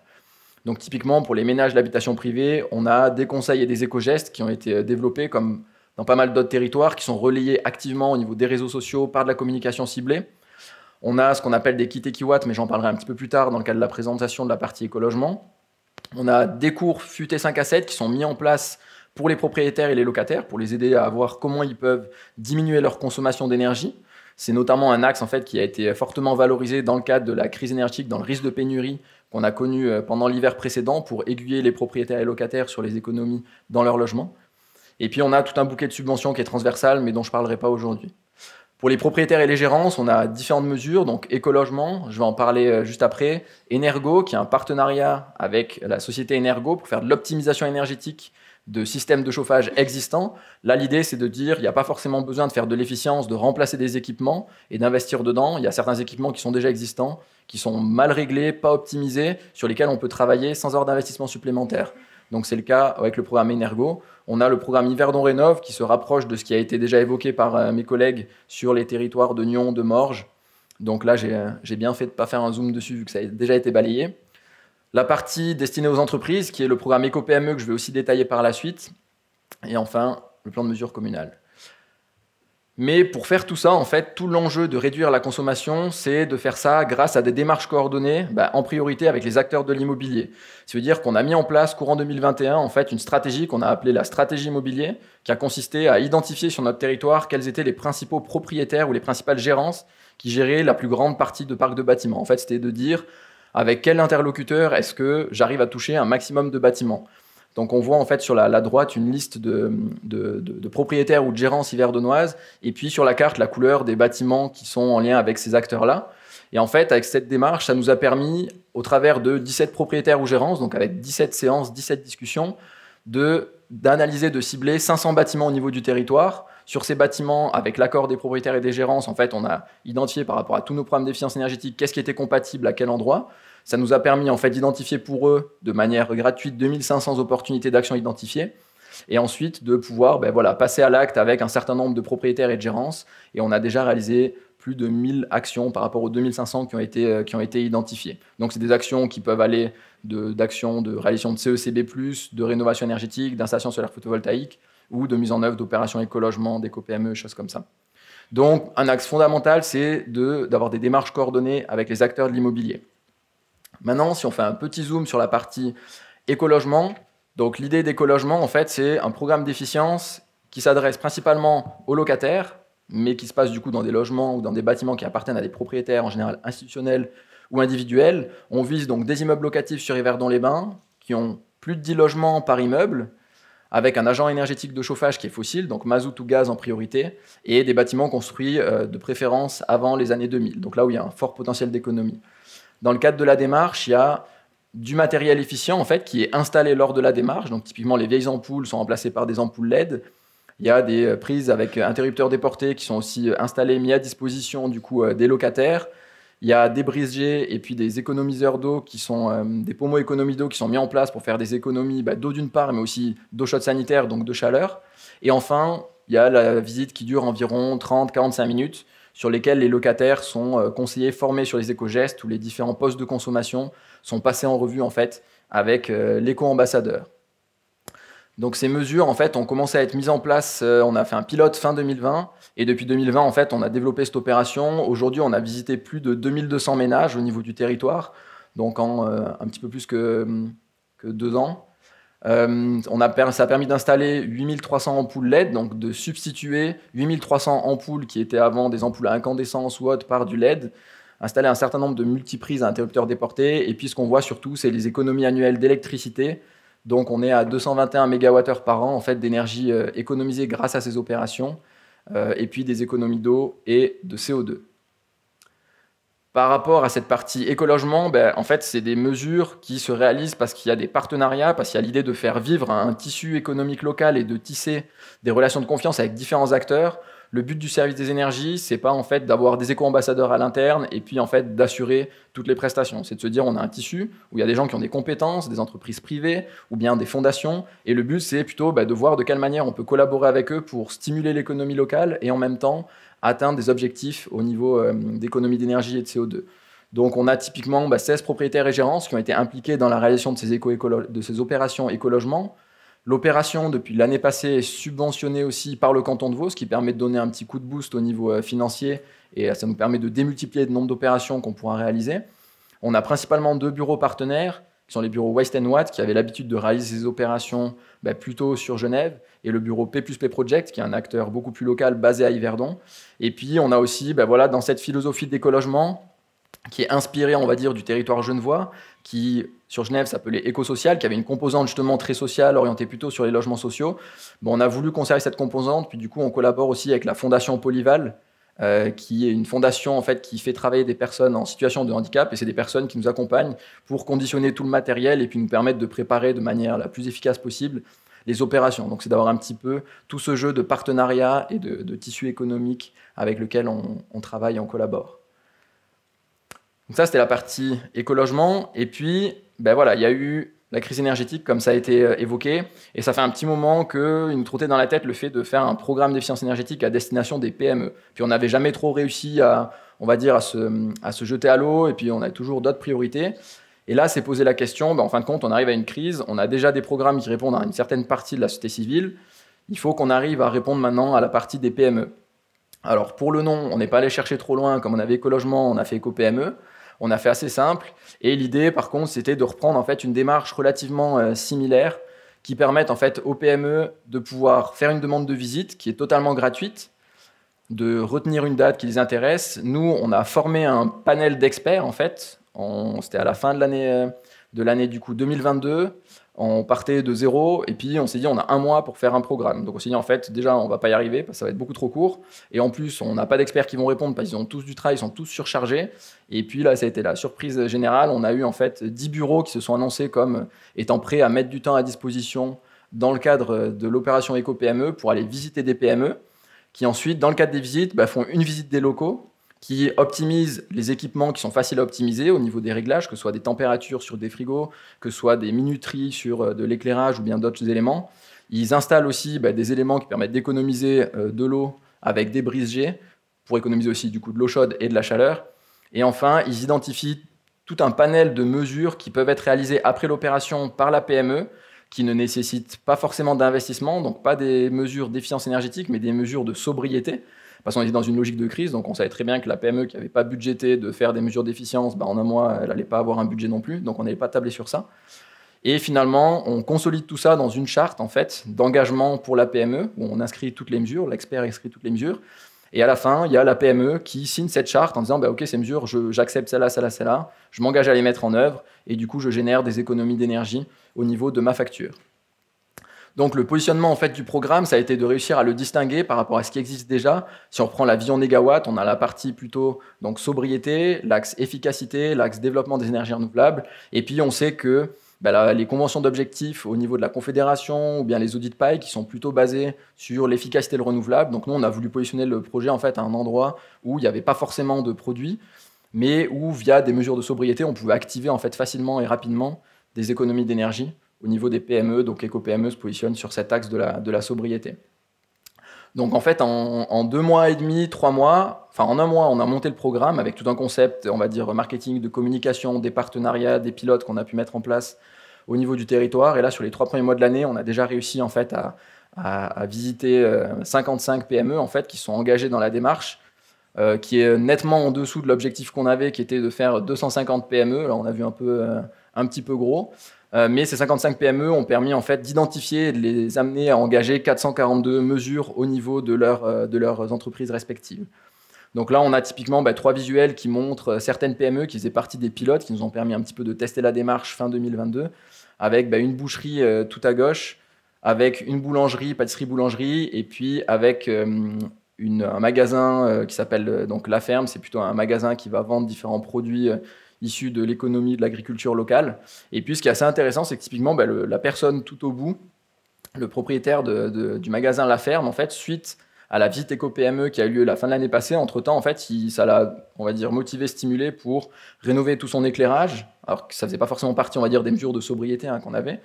Il a mis en place des mesures d'optimisation sur les groupes froids qui lui permettent, en fait, de gérer, de maintenir au froid toute la marchandise qu'il a au niveau des présentoirs de son bâtiment, et puis aussi de se lancer dans une installation solaire photovoltaïque. Donc, alors c'est assez exceptionnel, il y a tout le monde qui ne va pas forcément dans ce niveau de détail-là, mais on voit qu'il y a des prises de conscience et des mesures concrètes en fait, qui ont été réalisées suite à ces visites éco-PME.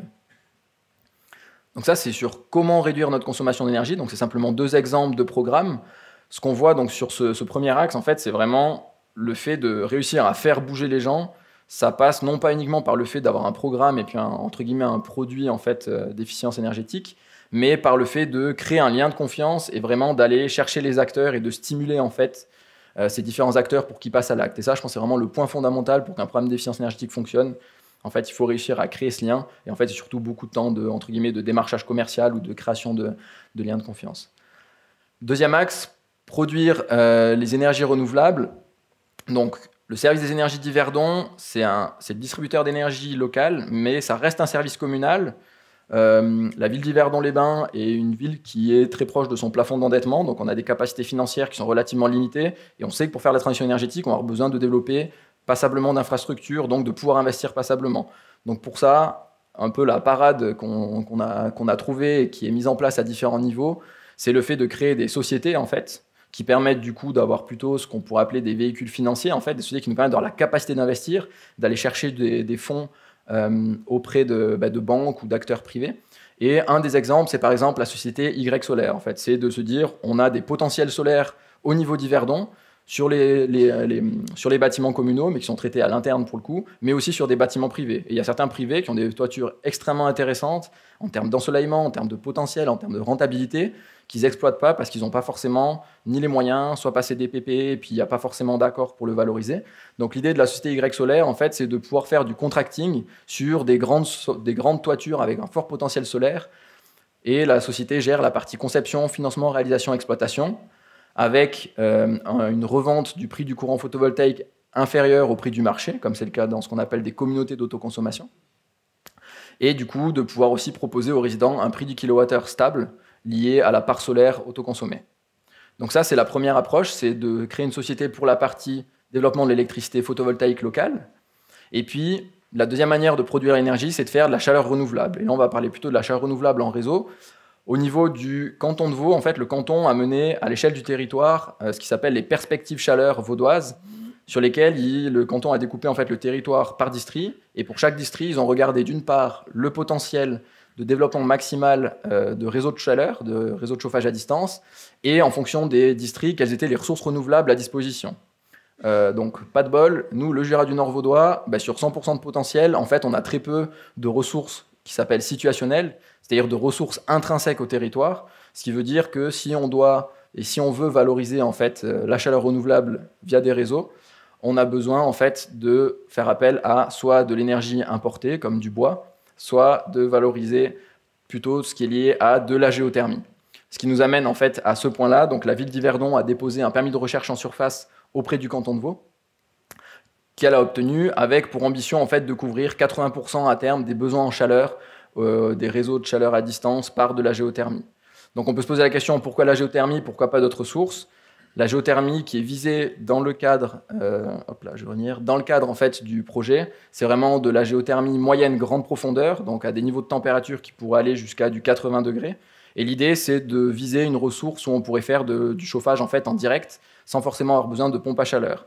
Et ça, c'est un enjeu qui est fondamental, parce que si on arrive à faire ça, on arrive en fait à avoir une sécurité d'approvisionnement sur plusieurs années, en fait même sur des décennies.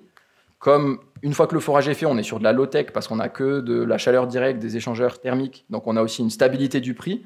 Et donc en fait, on a un système qui est résilient, qui est décarboné et qui est aligné sur plusieurs années. Donc à différents niveaux, il y a un intérêt fondamental. Il y a différents enjeux, différents risques. On sait que la ressource est mal connue, qu'il faut investir beaucoup. Il y a des discussions, des choses qui sont en train de bouger aussi au niveau de la Confédération pour avoir des garanties de dérisking en cas d'échec de forage. Mais voilà, il y a plein de choses qui bougent et c'est une opportunité qu'il faut saisir aujourd'hui et pour laquelle il faut en parallèle développer des réseaux, parce que de la géothermie moyenne grande profondeur sans réseau, en fait, ça ne sert à rien. Donc on est obligé, en fait, entre deux, de développer nos réseaux de chaleur à distance sur tout le territoire. Et puis enfin, et je vais conclure avec ces deux dernières slides, il faut aussi qu'on adapte nos infrastructures pour permettre pour permettre différentes choses, notamment la décarbonation des transports privés. Donc au niveau de la ville d'Yverdon, ce qui a été réalisé, c'est toute une étude en fait pour voir quelles seraient les stratégies à développer en termes d'infrastructures de recharge publique. Donc ce qui a été retenu, c'est en fait de répondre en priorité à ce qu'on appellera les 100 bornes fixes, des personnes en fait qui n'auront pas accès à des bornes de recharge au niveau du bâtiment où ils habitent.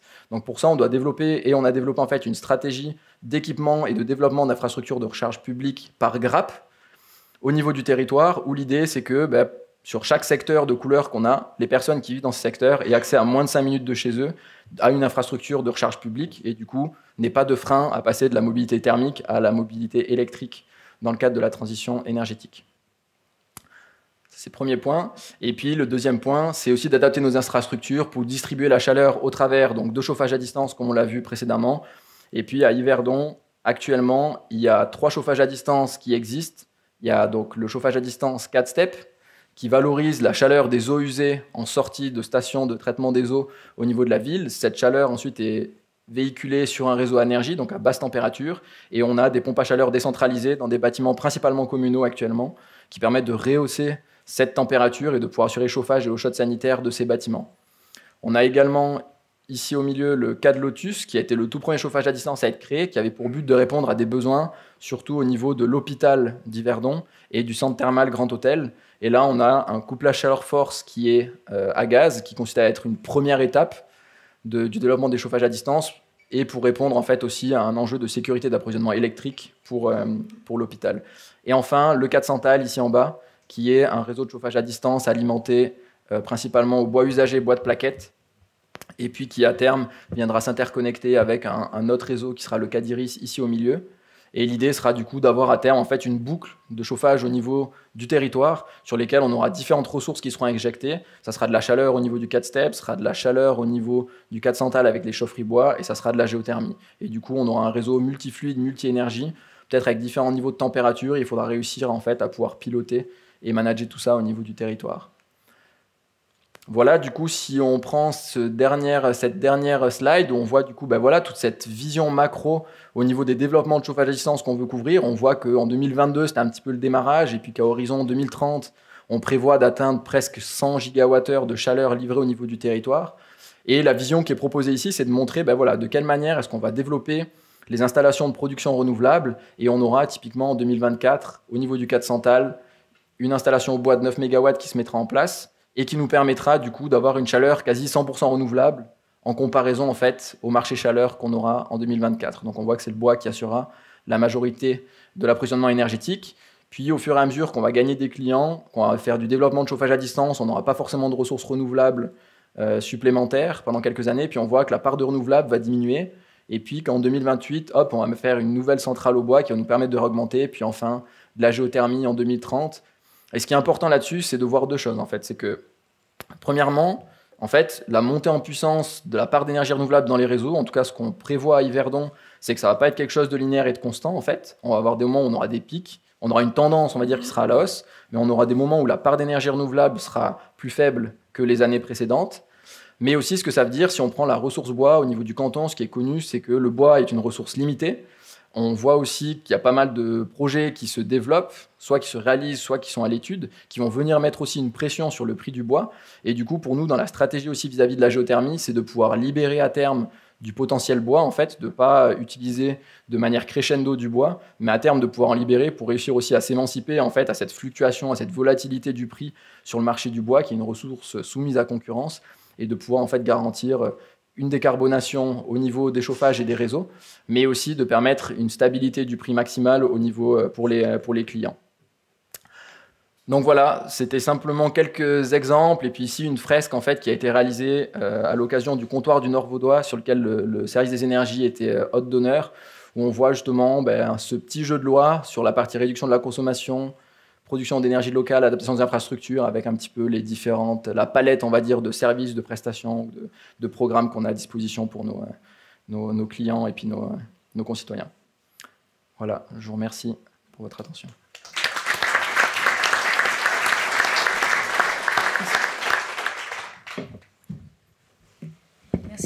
Merci beaucoup à tout le monde. C'était des interventions très intéressantes, très complémentaires. On a pu voir effectivement des mesures très concrètes qui ont été prises dans différentes communes, dans différents cantons, avec des résultats différents.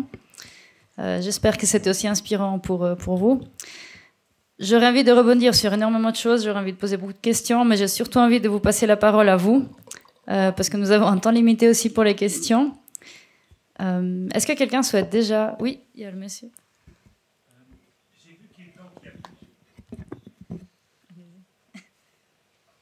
Il y a donc plusieurs villes qui s'engagent vraiment massivement avec des réseaux de chauffage à distance. La question que j'ai, c'est parfois ces réseaux semblent assez étendus. Et est-ce qu'il n'y a pas aussi une forme de résilience à développer sous la forme d'une sectorisation de ces réseaux, soit par des pannes de l'infrastructure de production ou, comme on l'a vu en Ukraine, en cas de conflit? Ce sont ces centrales-là qui sont attaquées. Donc, en Suisse, on a aussi une politique de sécurité de la population dans ces cas-là. Et est-ce qu'il y a des sectorisations, je dirais, ou une distribution de la production sur ces réseaux afin de ne pas avoir une trop grosse centrale? Est-ce que ces choses-là ont été considérées, en fait, dans vos politiques?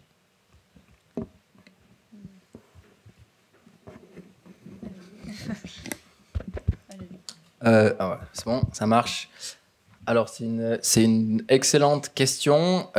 Donc, pour essayer d'y répondre, justement, en tout cas au niveau de la ville d'Yverdon, ce qui se passe, c'était pas forcément imagé sur une carte, mais il y a vraiment cette stratégie, en fait, d'avoir non pas une seule installation de production centralisée, en fait, au niveau du réseau, mais d'avoir au début un développement réseau îlot par îlot, donc avec la partie, pour nous en tout cas 4 centrales au sud avec la chaleur au bois, au nord le 4 steppes avec la chaleur sur les eaux usées de la steppe, et puis ensuite au milieu un chauffage à distance qui s'appellera le Cadiris avec de la géothermie et puis du bois.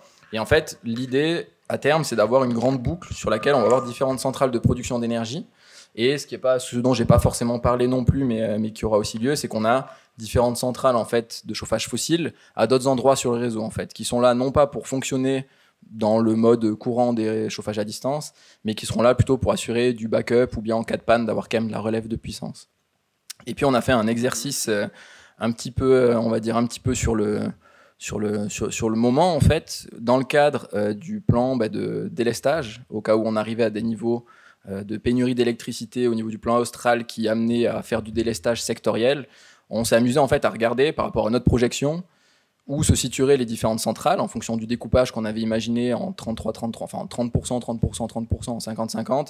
Et puis on a vu un peu par, on va dire, par chance, je pense, qu'en fait, on avait la manière dont on avait prévu les centrales et notre découpage des secteurs fait qu'on avait en fait de la redondance et qu'on n'avait jamais le 90% des capacités qui étaient coupées. Maintenant, ça, c'est un peu, on va dire, un cas... on a eu, je pense, un petit peu de chance. La stratégie de faire des îlots et d'avoir des approches un petit peu sectorialisées a permis de favoriser cette vision-là. Mais ça s'est fait non pas de manière forcément planifiée, mais un petit peu voilà, par chance, en fonction de comment on avait fait le découpage. Maintenant, je ne sais pas trop si mes collègues ont aussi des visions complémentaires ou pas, sachant que je pense que la partie chauffage à distance en fait, a été entamée aussi avant qu'il y ait ces enjeux de crise et du coup ces risques en fait à la fois de pénurie ou bien de blackout ou bien de délestage. Du coup, je ne sais pas s'il y a des expériences complémentaires ou des visions complémentaires. Merci Fabien. J'ajouterais juste dans le cadre de la ville de Morges, donc on applique un principe similaire.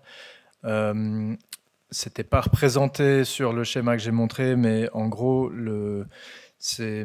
ce grand réseau thermique qui est représenté, il est composé de plusieurs plus petits réseaux qui se dessinent progressivement et qui sont connectés progressivement les uns aux autres aussi. Et c'est à ce niveau-là qu'on assure la résilience, en fait. Parce qu'en fait, il y aura plusieurs stations. Et puis, il y a aussi, évidemment, comme l'a dit Fabien, une question technologique à prendre en compte. On ne peut pas, par exemple, on peut pas lier un réseau de froid à un réseau de chaud, par exemple. Et donc, à ce niveau-là, il y a certains quartiers qui seront peut-être un peu plus vulnérables vis-à-vis des technologies. Mais voilà. En gros, moins on consomme d'énergie aussi, moins on est vulnérable à des potentielles crises. Voilà. Il y a quelqu'un d'autre qui prend la parole ? Oui, pour le réseau de bulles, durant son développement, il y a eu des îlots qui étaient séparés. Ça c'est éteint ? Non, c'est vrai. Il y a eu des îlots qui étaient séparés du reste du réseau, mais l'objectif c'est toujours d'interconnecter tout le réseau ensemble pour pouvoir après éteindre certaines chaudières ou certains points de chauffe pour pouvoir les maintenir et puis pouvoir optimiser aussi la production en renouvelable pendant toute l'année et puis avoir la partie non renouvelable uniquement pour les pics en hiver. Et puis peut-être après réflexion, dans tous les cas, sur un chauffage à distance, en fait, comme avec tout système énergétique, la problématique qu'on aura si on arrive à une phase de délestage, en fait, typiquement en termes de sécurité d'approvisionnement, c'est que les bâtiments, en fait, ne seront pas alimentés en électricité. Donc, dans tous les cas, les sous-stations de ces bâtiments et le réseau secondaire des clients d'un chauffage à distance n'auront plus d'électricité pour alimenter leurs pompes de circulation, pour l'eau chaude sanitaire et tout ça. Donc nous, au niveau du réseau, de manière centralisée, on mène cette réflexion, on fait en sorte de secourir les infrastructures critiques, mais de manière décentralisée, en fait, la problématique, que ce soit chauffage à distance, chaudière gaz, pompe à chaleur ou ce qu'on veut, pour une personne privée, s'il y a une phase de délestage, en fait, de manière tournante, elle n'aura plus accès au fonctionnement de ces installations pendant une certaine plage de temps, en fait. Puis ça, qu'on soit sur du chauffage à distance ou pas, en fait, ça sera le cas, en fait.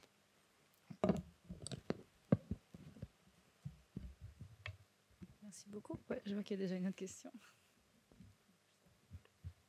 Bonjour, Pascal Milieu, responsable technique de la commune de Port-Valais.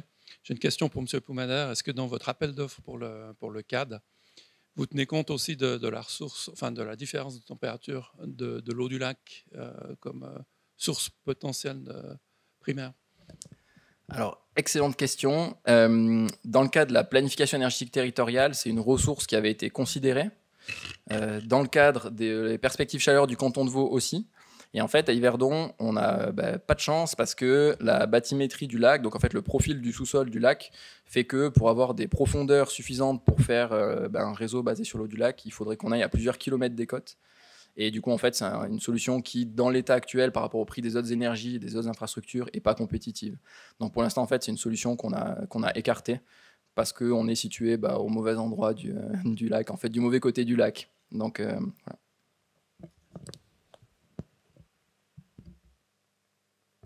Merci beaucoup. Est-ce qu'il y a d'autres questions plus générales ou alors sur des mesures particulières ? Oui.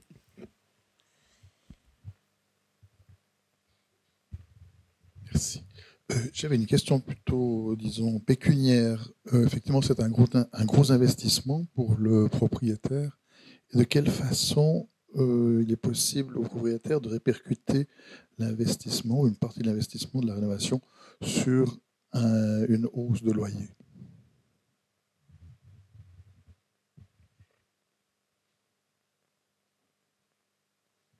Alors, c'est justement, vous mettez le doigt justement sur un sujet sensible, hein.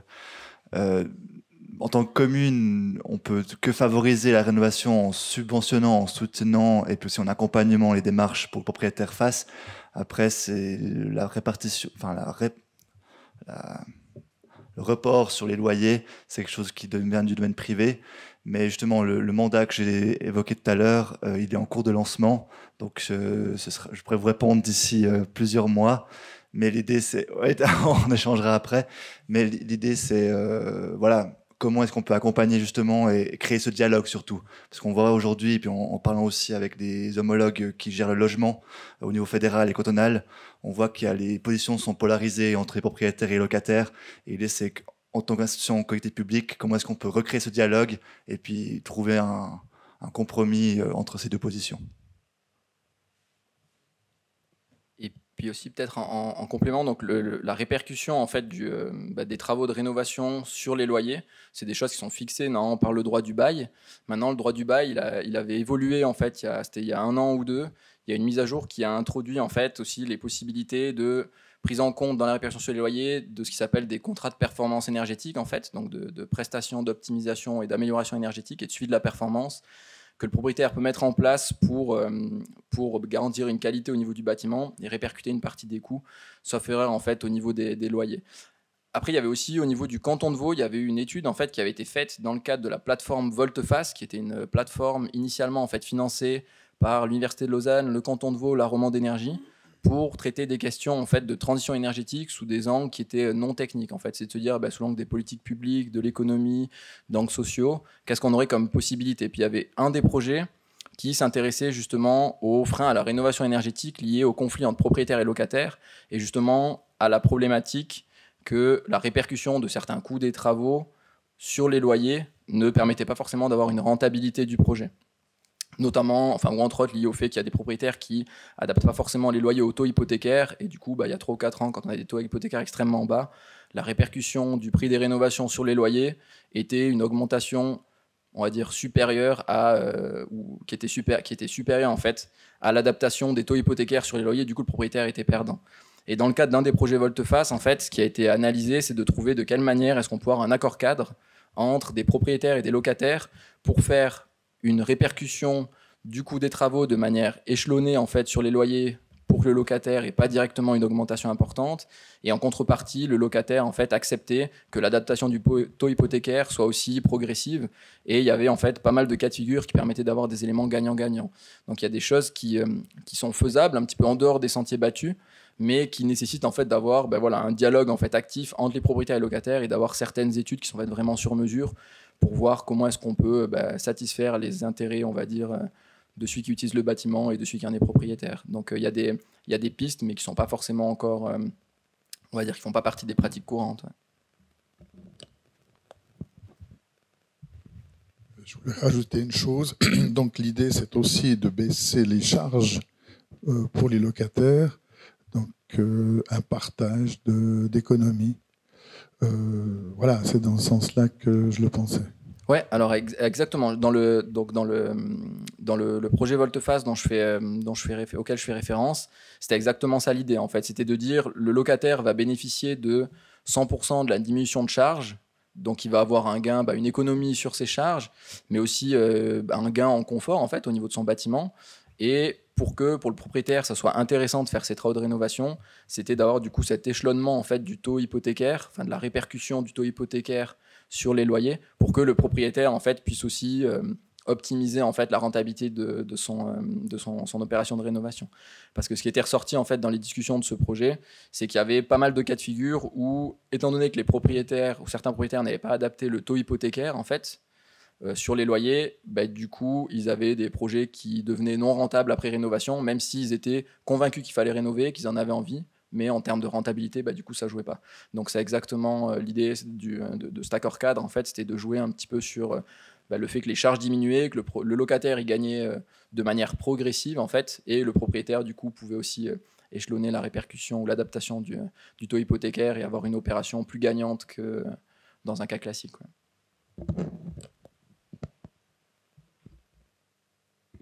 Merci beaucoup. Effectivement, un point sensible qui mérite d'être adressé. Je pense qu'on voit aussi toute l'importance du dialogue avec les habitants et les habitantes de la commune, de les sensibiliser, d'expliquer le pourquoi du comment aussi de certaines mesures, surtout lorsqu'on touche à l'aspect financier. Moi, j'aurais aussi du coup une question dans ce sens-là. C'est un des nombreux points sur lesquels j'aurais aimé réagir. C'est justement ce dialogue avec la population. Ça a été mentionné. Certaines communes en particulier, comme Morges et le Mouret, ont aussi beaucoup mis l'accent effectivement sur les mesures de communication avec la population, mais tout le monde les a mentionnées. Tout le monde a parlé aussi de l'importance pour l'administration communale d'être exemplaire. Tout le monde a aussi mentionné le fait que dans le contexte de la crise énergétique, il y a eu des mesures un peu inédites qui ont été prises, ce qui mérite aussi effectivement d'expliquer le pourquoi du comment à la population. Du coup, ma question que j'adresse à tout le monde, et aussi au public si vous souhaitez répondre, c'est de savoir quels sont vos retours concrètement par rapport à cette communication avec la population. Est-ce qu'il y a des formats gagnants pour impliquer les habitants qui d'un côté ont envie d'être informés, envie d'être impliqués, d'un autre côté ils n'ont pas toujours le temps ou ils ne savent pas comment s'y prendre pour être impliqués sur ces questions? Quels sont un peu vos retours d'expérience concrètement? Pour la ville de Bulle, je voulais juste donner un exemple avec l'éclairage de Noël. On a décidé pour l'automne passé de réduire à la fois le périmètre de l'éclairage de Noël et aussi les temps d'allumage de cet éclairage. Et donc on a fait des économies à hauteur de 95% de l'électricité, mais tout en maintenant quand même les week-ends un éclairage nocturne. Les commerçants ont applaudi notre mesure parce qu'eux-mêmes font aussi des efforts, mais on a tenu compte de leurs intérêts aussi en animant le centre-ville et on n'a pas eu de remarques négatives de la part de la population. Je pense que tout le monde a compris l'intérêt des mesures, donc et je pense qu'on va renouveler cette mesure les prochaines années. Vous aviez prévu une communication active par rapport à ça? Oui, en anticipant déjà au mois d'octobre, avant la séance du Conseil général aussi. Merci. Est-ce que quelqu'un d'autre souhaite réagir? Peut-être que je dirais juste de manière générale que la question du dialogue, elle est évidemment sensible. Ça dépend des politiques qui sont à la tête de l'institution, ça dépend de l'interlocuteur aussi. On parle vraiment de questions humaines. Il y a des clients ou des administrés qui bénéficient de messages quotidiens, beaucoup trop, sur ces thèmes-là. Ils sont noyés et puis on ne les touche plus. Et il y en a qui n'en reçoivent pas du tout et qui réagissent de manière très, très agréable ou ouverte, en tout cas, quand ils en reçoivent. Et puis, c'est assez difficile souvent de déterminer qui fait partie de quelle catégorie. Mais je voulais juste mettre l'accent en fait sur le programme qu'a développé Yverdon par rapport au PME. Je trouve ça très intéressant parce qu'à ce jour, en tout cas, à ma connaissance, les communes sont vraiment en dialogue avec l'habitant et le citoyen et moins avec notamment la petite et moyenne entreprise. Les grandes entreprises ont souvent tendance à prendre en charge ces questions par le biais, soit parce que c'est des gros consommateurs, ou bien parce qu'ils ont de toute façon la masse critique pour intégrer ce genre de réflexion dans leur domaine d'activité. Mais voilà, donc c'est clairement, en tout cas pour nous à Morges, quelque chose qu'on va développer, puis on prendra certainement contact avec Yverdon pour bénéficier d'un petit retour d'expérience, avec juste un petit plus pour dire qu'il y a de plus en plus d'associations qui apparaissent et qui émergent, des associations de quartier, des Repair Café, des groupes zéro déchet, etc., qui sont prêts à être mobilisés dans ce genre de dialogue et qui peuvent agir de vecteurs de sensibilisation aussi et participer activement au dialogue sans que ce soit la commune qui soit toujours au front En fait, on peut accorder des mandats, on peut travailler en partenariat et puis on peut aussi tout simplement accorder ou déléguer une compétence de dialogue à des partenaires.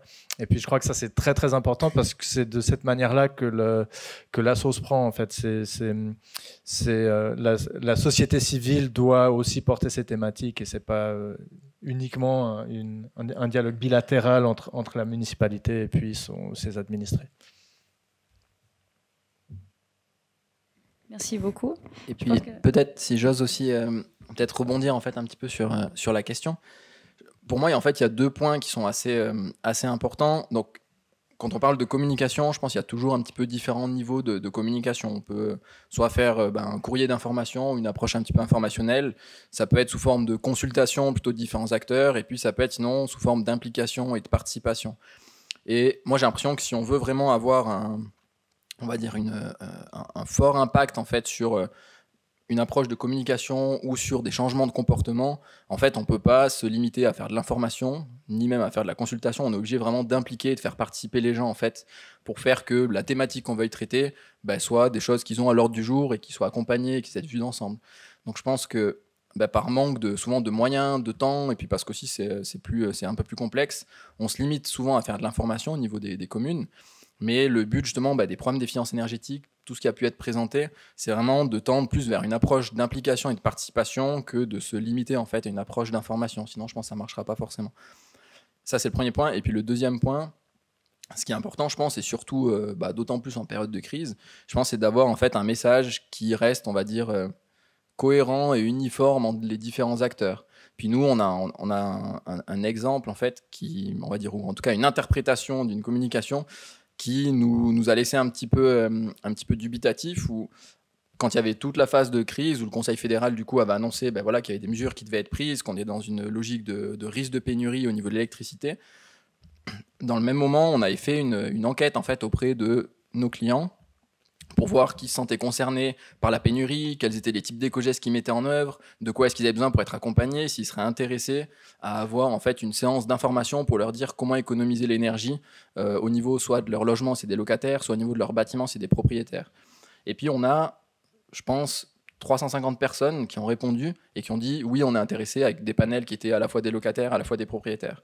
Nous, on a dit génial, du coup, on va mettre sur pied des séances en fait d'information pour répondre à cette demande-là, vu que c'est une réponse concrète qu'ils nous ont donnée, et puis on va leur faire cette présentation-là.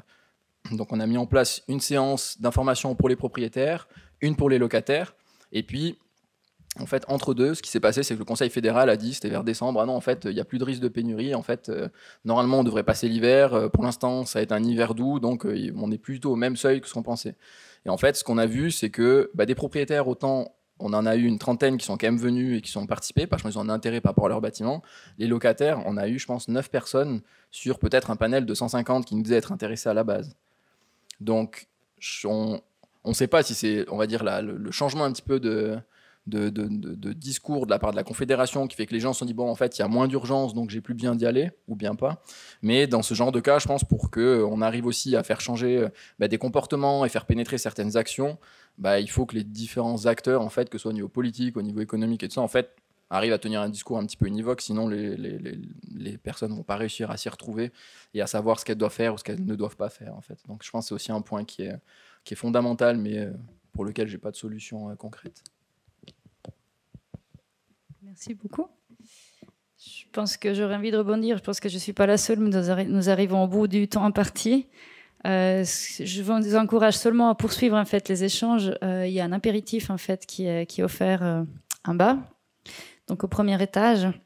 Vous pourrez visiter les stands et puis vous pourrez continuer à échanger autour de café croissant avec les intervenants ou entre vous ou avec nous. Et puis on se retrouve à 11h45 pour la prochaine conférence. En tout cas, un grand merci à tout le monde et puis à tout à l'heure.